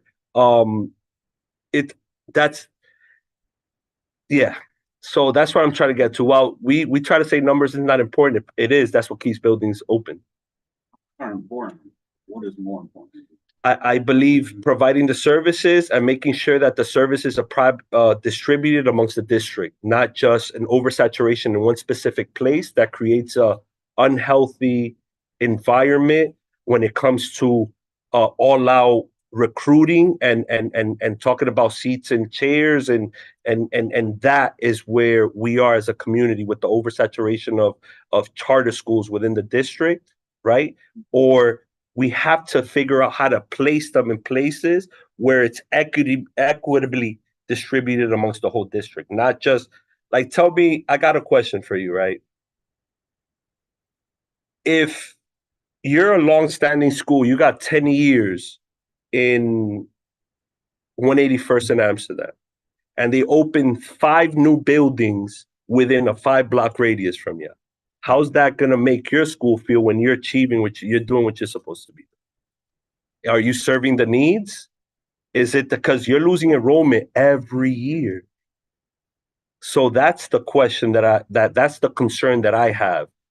A high school, yes, you only have one high school a block away. Middle school, you only have 2 middle schools in a 5-block radius. Elementary school, you have 4. That's my concern. He's been raising his hand for a bit. Yeah. Just say your name so we can have it on the record. Speak from anywhere around here. Hi, I'm Felix Sanchez. I'm a teacher over at the American Dream Charter High School in the Bronx. I wanted to ask, but are those institutions like offering, I guess, quality service? Because to your point, you mentioned there are other schools that are offering a dual language model, but are they successful, and how do you know? Well, they're successful because they have 500 plus students, and unfortunately, we live in an area, right, where you're looking at the state provides y'all with a metrics of what it means to be successful or not, right? If you fall under that metrics, right, what happens to your school? It gets categorized as a school that's not functioning as it's supposed to, correct? So there are metrics out there that would answer the question for you. It's not about my personal opinion. There's systems in place to be able to answer that question. And when I did my research about, I want to say, students are categorized as ENL students and students with disabilities are scoring below proficient, that is level 1 or level 2, about, I want to say about anywhere between 50% and 47 to 50% of students who are English language learners and students with disabilities are scoring below proficient. And so here we are saying that these metrics, hold us accountable, and there are schools who are doing this work. But are they, if the numbers are really that high, and so don't we use this point of view, if that's the case? Well, again, right, that data could be easily manipulated, right? If you look at where are you taking your data from, right? So we're looking at 2020, COVID, every school had an impact, right? Just looking at your 2022 numbers, you could already tell that y'all went from 100% to 86 in a matter of 2 years. So everybody feels that impact. Or am I wrong? right? So when we look at data, we got to also look at that. Like the skew happens for a reason. There's always things that could positively impact or negatively impact the data. Now we got to look at what that is. And while yes, this district is filled with students. Well, it used to be ESL, now it's ENL. They changed the acronym like 30 times. But English as a new language, right? But that doesn't necessarily mean that what happens to the families that are right now overwhelmed. Well, an overwhelming influx of asylum seekers. That data, it takes 2 to 3 years for them to take the testing, right? In 2 to 3 years, the data pool is going to take another hit. And it's not measured by the proficiency and the good job that your schools are doing. They're at least grading into something, right? There's students who, in the sense of like, you got 1s and 2s, right? So you're telling me that every single student that attended your school hasn't been impacted by what's currently happening. But we all have to. Open the pandemic. Exactly. So you're answering your question yourself. No, what I'm saying is that although schools have been through a pandemic, we've all been through a pandemic, and despite going through a pandemic, we've all been successful or tried to be successful. No, I said but your data still took a hit, right? Yeah. All right. That's all I'm trying to say. So there's going to be impact by the time. Some are going to be impacted more than others. If you feel that what your school has done is needed to be replicated over here, we could actually figure out how to bring the data from the high achieving schools in the district and compare it and identify which are the low achieving schools. And that is going to determine, in your perspective, what schools, where you need to be placed. Huh? What hasn't been done? Just identify the high achieving schools and bring what they have in the district to make the lower achieving schools perform. Well, that's what charter schools do all the time. When I was coming here. I'm not saying that. I'm sorry. Have I said that y'all not welcome in Washington Heights? Is that the message that y'all getting across? No, No, and I'm asking you a clarifying question because you're saying that why are we not welcome here? So I'm asking you, what is not welcoming about having a concern? Well, I guess what I'm saying. So what am I supposed to do? Welcome arms? Yes, I have no issues. Everybody's welcome. Let's saturate the system with charter schools. That's what I'm saying. Okay. But I'm saying that if your point is to have, I guess, higher achieving schools bring their models to support lower achieving schools, then doesn't it make sense for us to have us in that area as well? Well, we would have to look at the data to see how the other schools are performing. I can't give you an answer just by hoping that your data is actually better than the rest of the schools in that area. So I would encourage you, if this is the type of follow-up we have, I could reach out to the district so that next month that data could be brought up and it could be shared in the meeting. If that's something that is of the interest of everybody here. I think what is of the interest really is to be able to, one, really come in collaboratively, right? Yeah. Like that's always been how I approach things. I'm a team player, played sports growing up my whole life. How are we gonna do this together? This is not something we do by ourselves in a silo. That's not our goal. We're here, we're a community, we're family. How are we going to work together to make sure that our students are able to be successful, all of our students? And so that's really the purpose of our. Yeah. So again, I'm just stating my concerns. It doesn't mean that everybody votes the same way I do. Everybody here has their own vote. I left my concern for the end, so it could impact anybody else's point of view. My concern is that I don't work for the DOE, but I do have contracts within DOE schools, just to be completely clear, as well as with charter schools as well. So I don't necessarily take one side or the other, but what I do try to maintain is an objective perspective as to if we are doing something, it's not necessarily about being driven by the opportunity, but about getting it right. That's what intentionality means, right? So for me, it's like if you canvass the community, you're looking at 4 other institutions, very similar. We could debate the data. Once we get the data, all of that information is public. So if we ask for it, we'll get it. And we could engage in a conversation on, well, this is why it's needed. But my concern is not necessarily that much about this is why it's needed. It's about the saturation of that area. You know what I'm saying? Like, in where Zeta is, yes, it's great. Why? Because you're looking at one school that could potentially be a need, and a private school right up the block, right? But now when you come to 181st, you're talking about a whole different mammoth. You talking about Theta on 219? I'm sorry. What was it? I even forgot the name of the charter school that was there before. 187 between where y'all be temporarily located. That was Zeta, but Zeta. I don't know if you meant that location or 219. No, I mean the location in 187. That's where they initially started, and then they branched out to a location that made more sense. And when people tell me that traffic is not going to be impacted, that area is high congestion. So while there is no standing signs, you're looking at, you'll start with 75. A year or two from now, you're looking at 200 to 300 families, and you don't have control over the families that want to bring their kids in public transportation or in their vehicles. You cannot control that. You could encourage them. You could put out messaging, hey, please come to school in public. There's like even the traffic congestion is going to be out of this world. You have an entry to the Bronx, to the Cross Bronx, right across the street from you. You have an entry to the George Washington Bridge that around 2:00, the congestion already begins. You know what I'm saying? I'm just trying to, To look at other schools and see how they do. Like you're in Harlem, right? No, not anymore. But like you're familiar with congestion and what that looks like, or traffic in terms of like, district schools, charter schools. It's all, schools.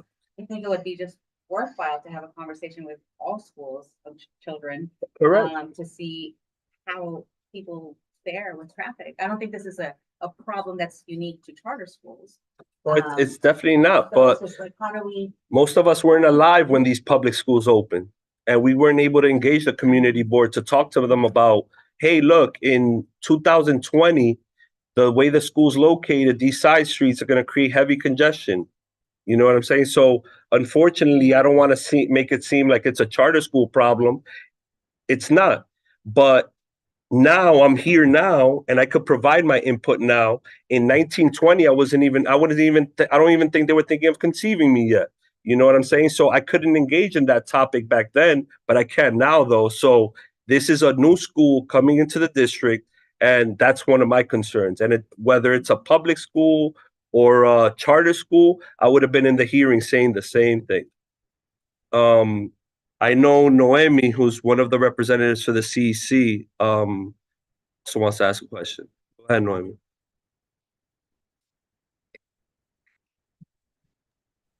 Hey, Domingo. We also have Carolyn Jose. She is the vice president of the CEC. And she wanted to just share her thoughts. If you can promote her to, it would be amazing. Who's that? Carolyn Jose. Right. She can speak. Hi, Carolyn. Oh, hi. Good evening, everyone. Thank you so much for this platform. It's my first time actually joining you guys, and I'm very, very, very thrilled to hear that this is one of the topics being discussed because it hits home in so many ways. My main concern, just trying to, I guess, resolve around this moment is that when we talk about school budget allocations, the New York City public school system has their deadline of October 31st. And when children who are either in IEP students or English language learners, anything like in between that, but I will definitely focus more in on IEP students. Once charter schools register in, that 1031 deadline that's looming around New York City public schools comes and goes, and the charter school is not necessarily able to provide the right resources for this child, and then turns around, tells the parent, perhaps you're best suited for a public school in the community. Now the child goes back into the public school system without the actual proper funding for their resources, and there goes the school year for that child. while the teachers are pulling all kinds of energy to try to give this one child, or even many, because it's many, the right resources that they will need. So for me, especially being a student of District 6 as a child, I remember when it was only PS 128 and 28 in the community at one point, and now we've built out more schools, thankfully. But with the addition of so many other charter schools, I can understand that, yes, there are parents who obviously, would probably want to have their child go there, but there's not a lot of this information as to the resources for their child other than these music programs, arts programs, which is wonderful. But we're in a heavily changed scenario now. The kids of this generation right now are coming in with various levels of learning styles, various levels of social emotional needs. And we as a community need to be directing that in our school system, reflecting that. So when we have about 4 or 5 charter schools surrounding the sole other public schools that are not necessarily getting these resources and then getting them pushed back in, what exactly are we doing? That's really where my concern is, and that's what I wanted to voice on my behalf. Thank you so much. I just wanted to make sure that everyone knew this information as a parent myself and as a relative of children who are IEP students. I definitely want that to be known because it's a direct infliction of what's going on in our community as we speak. For those that are parents or those that work in the school system, they know exactly what I'm talking about. So I just want to make sure that everyone in the room, as well as online, was very aware of this point. Thank you. All right. I know, Tanisha, you got your hand up? Or is that an old hand? Yes. No, that's not an old hand. Carolyn is absolutely right. That was one of my questions. I want to know what's their enrollment rate after all the enrollment is due October 31st, because we know kids get dropped. And what Caroline, I want to also emphasize what she said. A lot of our children with special needs don't get the attention that they need in, certain charter schools, in public schools too, but it's a whole different issue. And I had another question. So can we find out how many, Chair, I hear you talking about all the schools that's around there, the public schools, the elementary schools. Can we find out the numbers of how many children are enrolled in those schools? Is there space for more children? Are they overcrowded? I'm just trying to pinpoint the need, for this area with all of those schools being there already. All right, that's something we could ask for. I know Wheels is probably the highest enrolled K through, because they go K through 12, and they have a early childhood building right across the street from their school. I can't give you the actual numbers. I know 132 is probably at 170, 180.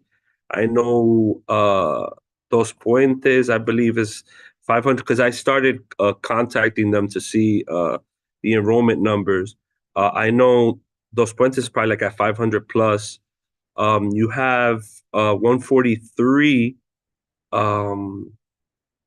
Yeah, so I can't give you an accurate number. I know that then TEP is they've graduated their 2nd grade class, if I'm not mistaken, because they came to us 3 years ago, started with K and 1, so they should be in their 2nd to 3rd grade class. So they're not K through 5 yet. But yeah, I can't give you an actual number. I don't know if Noemi, get that. If we could get it from the CEC or the superintendent to see how many children we have enrolled in them schools, I think that we could make a more informed decision. Yeah. I can get you that information by tomorrow for sure. I can email everyone. So I do have that question down written, so I can follow up and email you guys. Okay. Thank you. And I would like them to answer the question about how many children disenroll after the deadline of October 31st, when everyone has to have their enrollment numbers in, because that's how the school is funded. The school is funded on how many kids are enrolled by October 31st. After October 31st, Chair, there is no more money. So like Caroline was saying, so when kids leave a school after October 31st, that money does not follow them. So then that has public schools in a weird position of trying to get extra money. Right. My name is Nicholas Gallagher, and I'm the chief of staff of the American Dream School. And just to speak to this point, that I think Ms. Tanisha, Grant mentioned. So I do the per pupil billing for my school, and I can confirm that if a student is discharged from our school after that date that you referenced, the school no longer gets that funding. So that I don't know if that's unique to charter schools or if that is not the case with public schools. But I can tell you that at charter schools in New York City, if a student is discharged after at any point in the year, we no longer receive funds for that child. I hear what you're saying, but that's not my point. My point is that money, it doesn't matter if you don't receive that funding, neither does the child. That money that was supposed to be funded for that child at the beginning of the year does not follow that child to any other school that they go to. And that was my point after October 31st. All right. We're learning every day. I guess. I didn't know that. Yeah. I'm like, yeah, I thought there would be a mathematical reallocation, like you spend this many days here.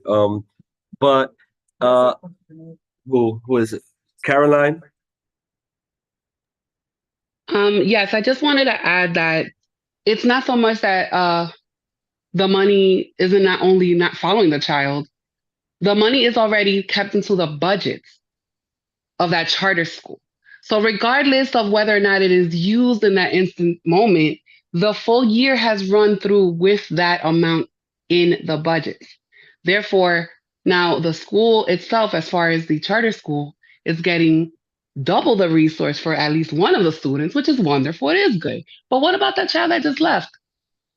What about what they're about to endure without these resources? So this is what I'm saying, that it's not so much, oh, we don't do anything with the money.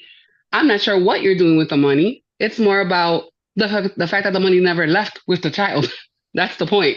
So, when we're talking about the higher needs, if you will, of what we're trying to develop as a system of education for all of these wonderful children that are growing up in a very, very fast-paced and complicated world, to just say that the existence of other charter schools within a space where public schools are the ones that are obviously having more of these resources in place for children to be able to thrive, it becomes a lot more complex than, oh, we're not necessarily keeping the money. That's not what it's about. It's about the fact that the child now doesn't have anything to go with. All right, thank you. That's all I'm saying. Thank you. Is this the only area that is available within the district to be able to put a school in, an elementary school? Why you have a building on now? Oh, no, I'm not. Oh, no, trust me, I got to do my homework now, because now there's a public hearing on reciting mergers, schools closing. So trust me, we got our work cut out. But like, honestly, is that the only place within the district that they're proposing for an incoming charter school, or is there more areas in the district? Facilities in general are horrible in New York City. Mm-hmm. It's absolutely atrocious for any school to find space to either renovate, incubate, build. Like, I mean, there's the money is there too is a problem, but there's no space. Like, there's just nowhere that has a vacant warehouse ready to convert into a school or anything. So this is an option that was presented to us as something that's already there. We're not, tearing something down, building it up. It's built. It had nothing to do with the building. The physical building, like, that's the developer, but that building is already built.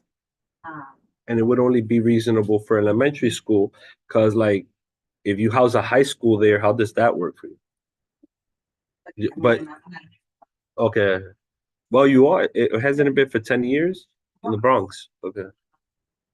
this particular is K-5 that we're talking about. So yeah, I guess in terms of like, is that the only space? That's the only space that's available and a realistic option as opposed to, I don't know, trying to acquire different spaces and doing ground up construction and then it's less classic. Yeah. Yes, sir. All right. Any questions before we wrap up? Can have that up there?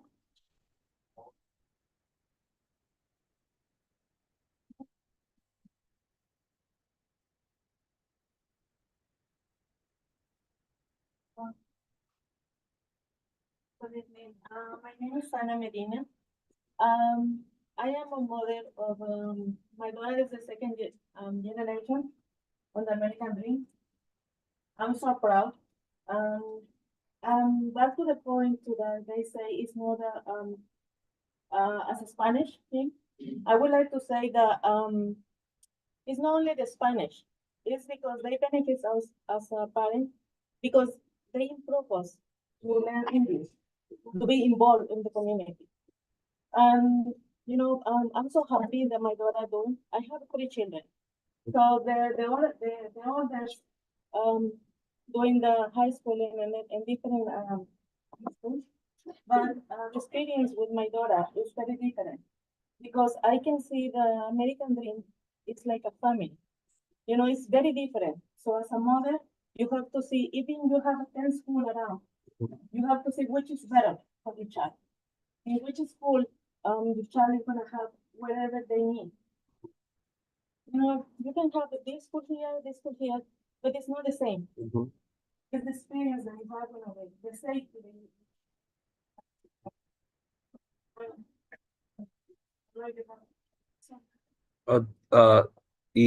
Where do you live?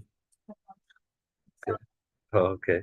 So the choices are scarce. All right, muchas gracias. When they say second generation, it means like they have a baby coming, or is it? Second child. Yeah. The first graduating class. Oh, so she has 2 high school kids. Okay, that's cool. My name is Susana Hernandez, and I'm a senior at the American Dream School. I've been part of this community since the 6th grade, and it is actually like a very amazing school. It gives us a lot of help, and they ensure and they make sure that the students have the opportunity to actually succeed and achieve the American Dream, which is why our school is called the American Dream School. Before entering ADS, I was in a public school, right? That school only offered one dual language course, 1 class per grade. I was in that class, right? Although it was like a dual language class, we only had 1 week dedicated to Spanish, the rest for English, and it was a dual language class, right? She was actually in that school with me, and she was actually in a monolingual class, right? Their classes, monolingual classes, were actually treated way better than my class. We didn't get, we actually wouldn't sometimes like participate in activities that they were participating in, and they were actually given favoritism. And my class didn't, because we spoke Spanish. And their classes wouldn't really like connect with ours, although we spoke English. So it's like at ADS, everyone's equal, you know? Everyone speaks Spanish. Although you don't speak Spanish, you learn Spanish and you communicate and you connect with kids, no matter the language barrier, right? So some things that public schools don't have, our school does, right? And if our school being at location is a problem, right? Because their enrollment rates might decrease, then it's because those schools aren't doing something that our school is. So, yeah.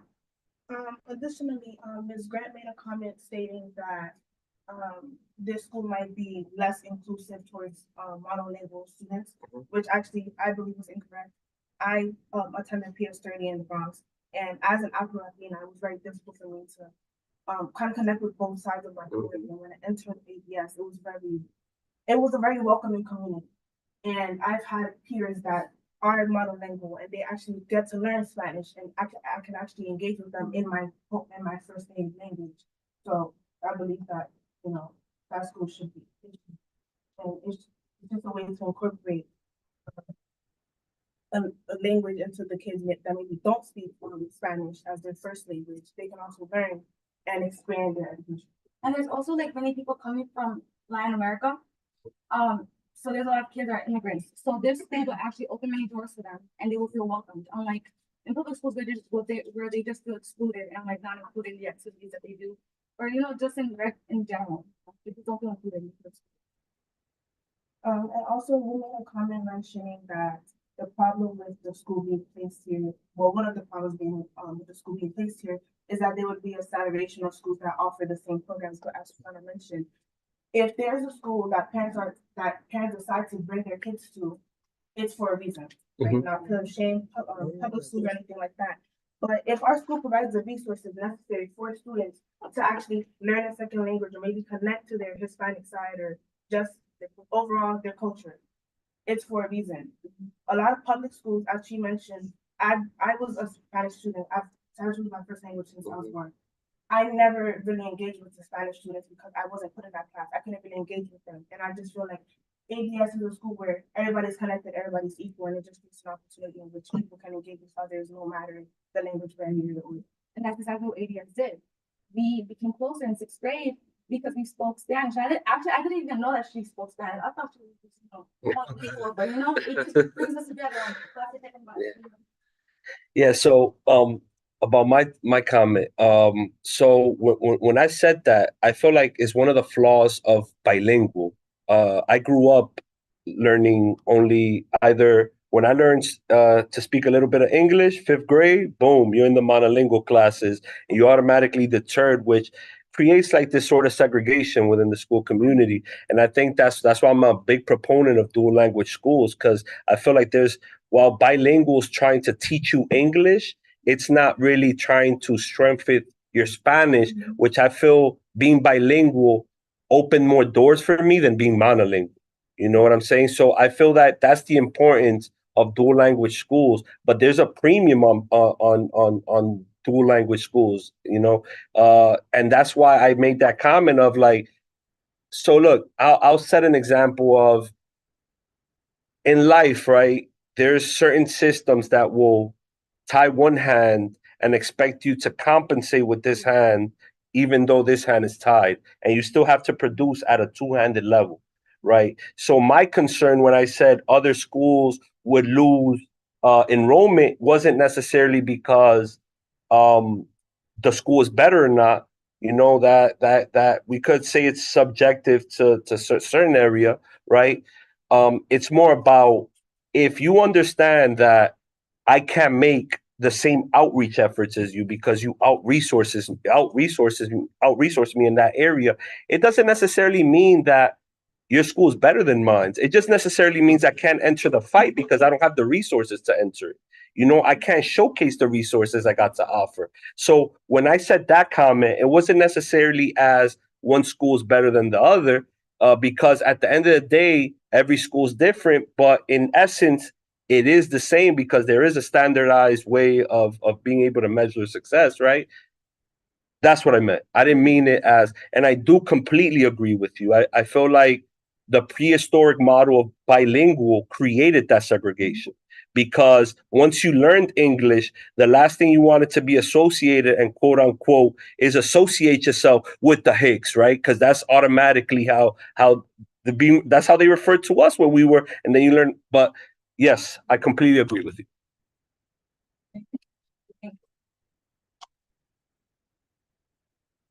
I would just like to respond. Yes. Yes. So I understand the student and her experience as an Afro-Latina student, and I get that. I am not Afro-Latina. Neither are my children. My children are Black. I have 3 children. My oldest child went to school in Washington Heights and had such a bad experience because she was Black and not Latina that we had to move schools for my other 2 children. So please appreciate where I am coming from and the community that I am speaking for, I just want to make sure that all students will be catered to regardless of where they come from. And as we know, that sometimes doesn't happen. So I wanted to really elaborate on what I was saying. Thank you. I do understand the point that you're trying to make. I believe that you are generalizing in a way, because I understand that maybe your child went to a school where maybe they were perceived a certain way, or they were maybe neglected in a way, but you cannot generalize one person's experience with the collective of a whole entire school. I didn't generalize. I just gave an example of my child, but I have been an education advocate for the last 30 years. And I advocate for a lot of students that have been, discriminated against because of their background. So I'm just bringing that point to the forefront because it needs to be said. So it's nothing against you. It's nothing against your school. It's nothing against who you are. It's just standing up for other kids and saying that they have the same rights as everybody, and everyone deserves a high quality education, and also recognizing the issues that we have in our school communities. Thank you. Nobody is opposing the point that everybody does deserve equitable education, because at the end of the day, that is the mission of the school. The mission of the school is not just catered to Hispanic kids, but it's catered for everybody to actually learn and grow as a person, not just for selectively Hispanic students. Thank you. Domingo, if you can you possibly just speak on the selection process? Because I think that would alleviate any confusion that we may currently have. What selection process? Admission. Darwin is That's a good one. Admission. Is it just lottery?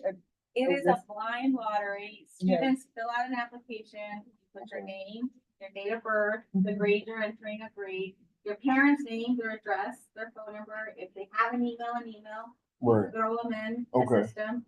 It scrambles up the names, and then it starts drawing number 1, Melissa, number 2, Anna, number 3.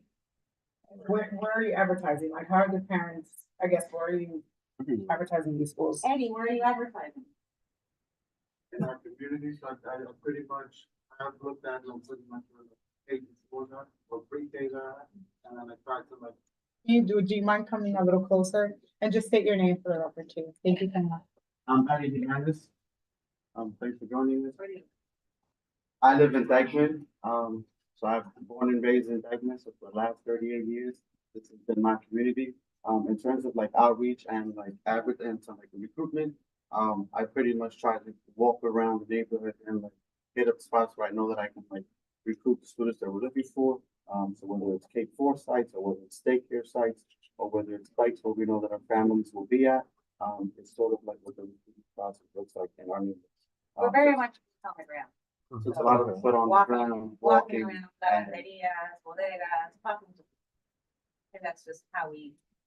And you've been doing that in the South Bronx for the past couple of years? What's that? You've been doing that in the South Bronx the past couple of years? Yes, I mean, and now it's a while, so I kind of just word of mouth. Yeah. Well, after that first cohort, the product sets itself. So right now, because we're brand new, it's literally boots on the ground, walking the neighborhood. Okay. Thank you. Right. Any other questions before we close out? So, say it. Say it. And you got to say your name, where you from, and why.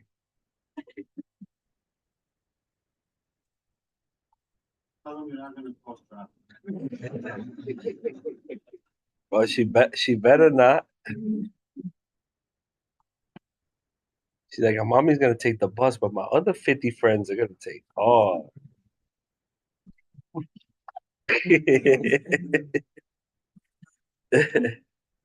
Right. That's it. So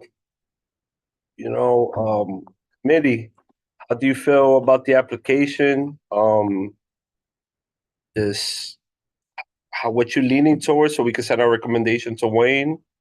And ideally, how you would vote. I'll start with because they're waiting for our recommendation to be able to provide theirs. So they just want to know We're for and we're against it, basically. Right. I'll start with Jonathan, who hasn't spoken. He has a nice gaming setup. Thank you, thank you. But no, it's not a gaming song. I know. It's just a All very about- comfortable chair. It's all about work, system development, stuff like that.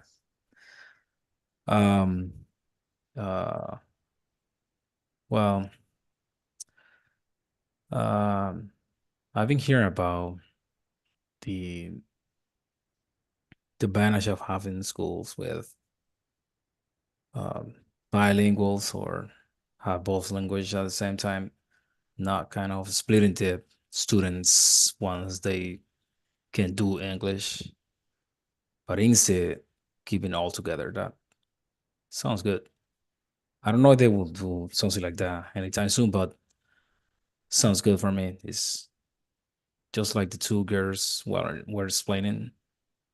Is something ideal for our students. Okay, cool. So you would vote in favor of it? Absolutely. Right. Thank you so much. Absolutely. No problem. Thank you so much, Jonathan. That's one. Louis?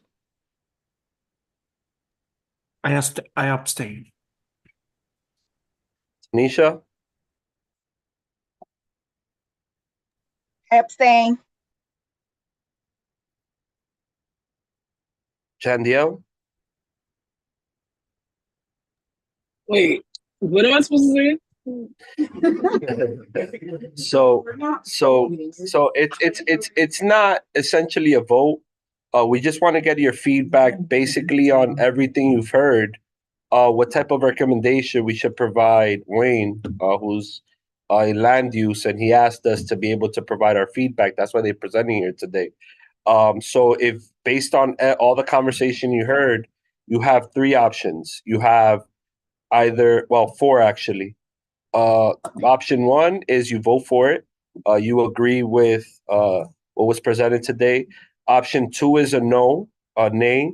Option three is an abstention, which is basically like you're not necessarily convinced, but you don't want to say no to it. It's just that, like, yeah. And number four is that you vote because no vote because of conflict, and that basically implies like that you have monetary, you have like some sort of monetary, personal, like business with the charter school or with Radio Hotel.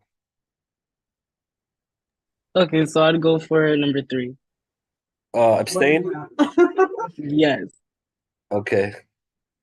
So that is one yes. So far, 2 abstentions. Tanisha? Three. Three Abstentions. abstain. 3 abstentions. Miriam? Mrs. James? Going once. Going twice. We'll text her. Miriam is the OG in the group. She's the triple OG, so she's the elder. So we'll make sure we contact her so she could unmute. So next up we have Señorita, how you vote? I would love to get more data on, enrollments in the other schools, some of the things that we discussed earlier today, to see what the needs are, whether or not they're failing, and what that really looks like, what the numbers are, where we're pulling from, and whether or not it would be saturation outside of just obviously like the traffic and like the influx, but what that really looks like.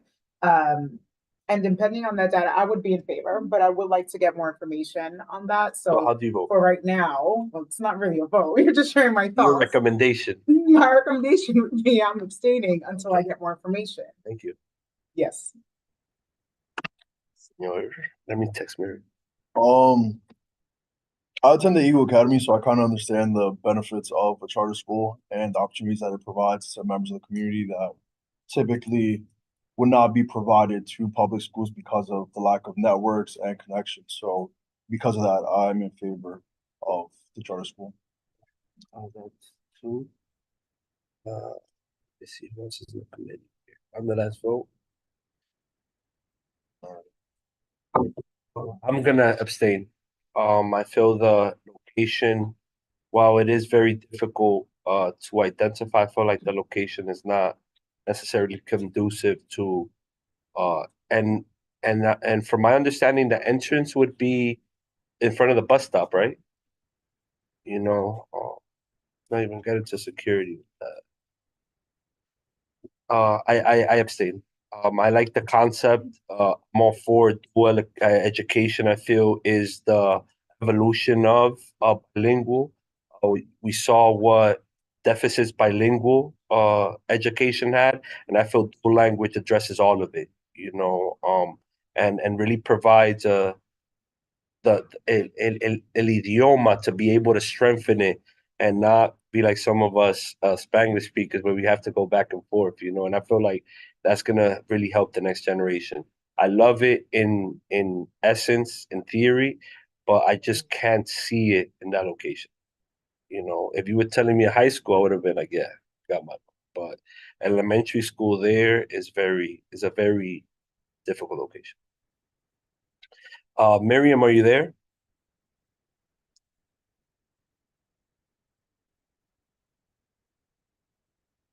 Can you call?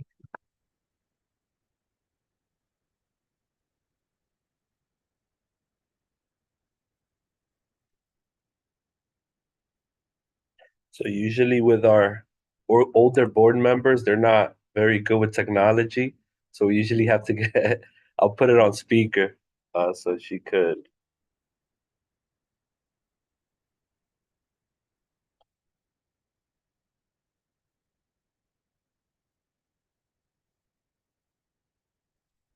Oh, what's the current vote tally?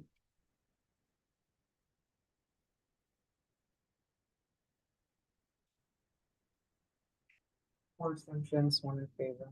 Waiting on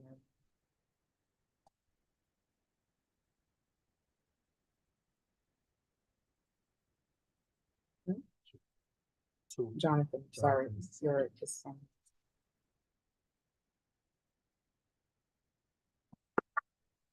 Right. Any questions for us? So we'll be sending Wayne some information. What was the count? Two fours and 4 abstentions.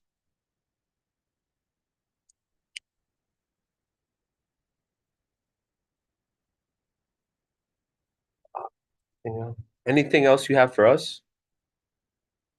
Okay, I look forward to seeing y'all flourish. You know, I truly do wish y'all the best. Y anything, we're here. All right. Have a wonderful night. So community partners. Any of our community partners online? I know we saw and I know Angie, you've been there for a long time. We had Angie Abreu from Dominican Writers. She just basically wanted to expose us to our programming and with the work she's doing in the community. Angie, you still there? Raise your hand if you're still there. I think she's not on anymore. Yeah, Valeria. Any community partners want to make an announcement before we close out the meeting? Noemi? So I wanted to invite our community leaders, everyone on the community board, to our legislative breakfast that we have March 1st from 8:30 to 10:30, and that will be at George Washington campus in the auditorium. I can email you the flyer to share with your committee. All right, cool. So you said March 1st, 8:30 a.m.? Yes, 8:30 a.m. to 10:30 a.m. That's a Friday. All right, cool. All right, thank you. Anybody else? Going once? Going twice? Thank you very much. Is there any old business, new business? I got a motion. All right. Anybody opposes the motion to adjourn? No, I think that's the old head. All right. Thank you very much. See you all next month.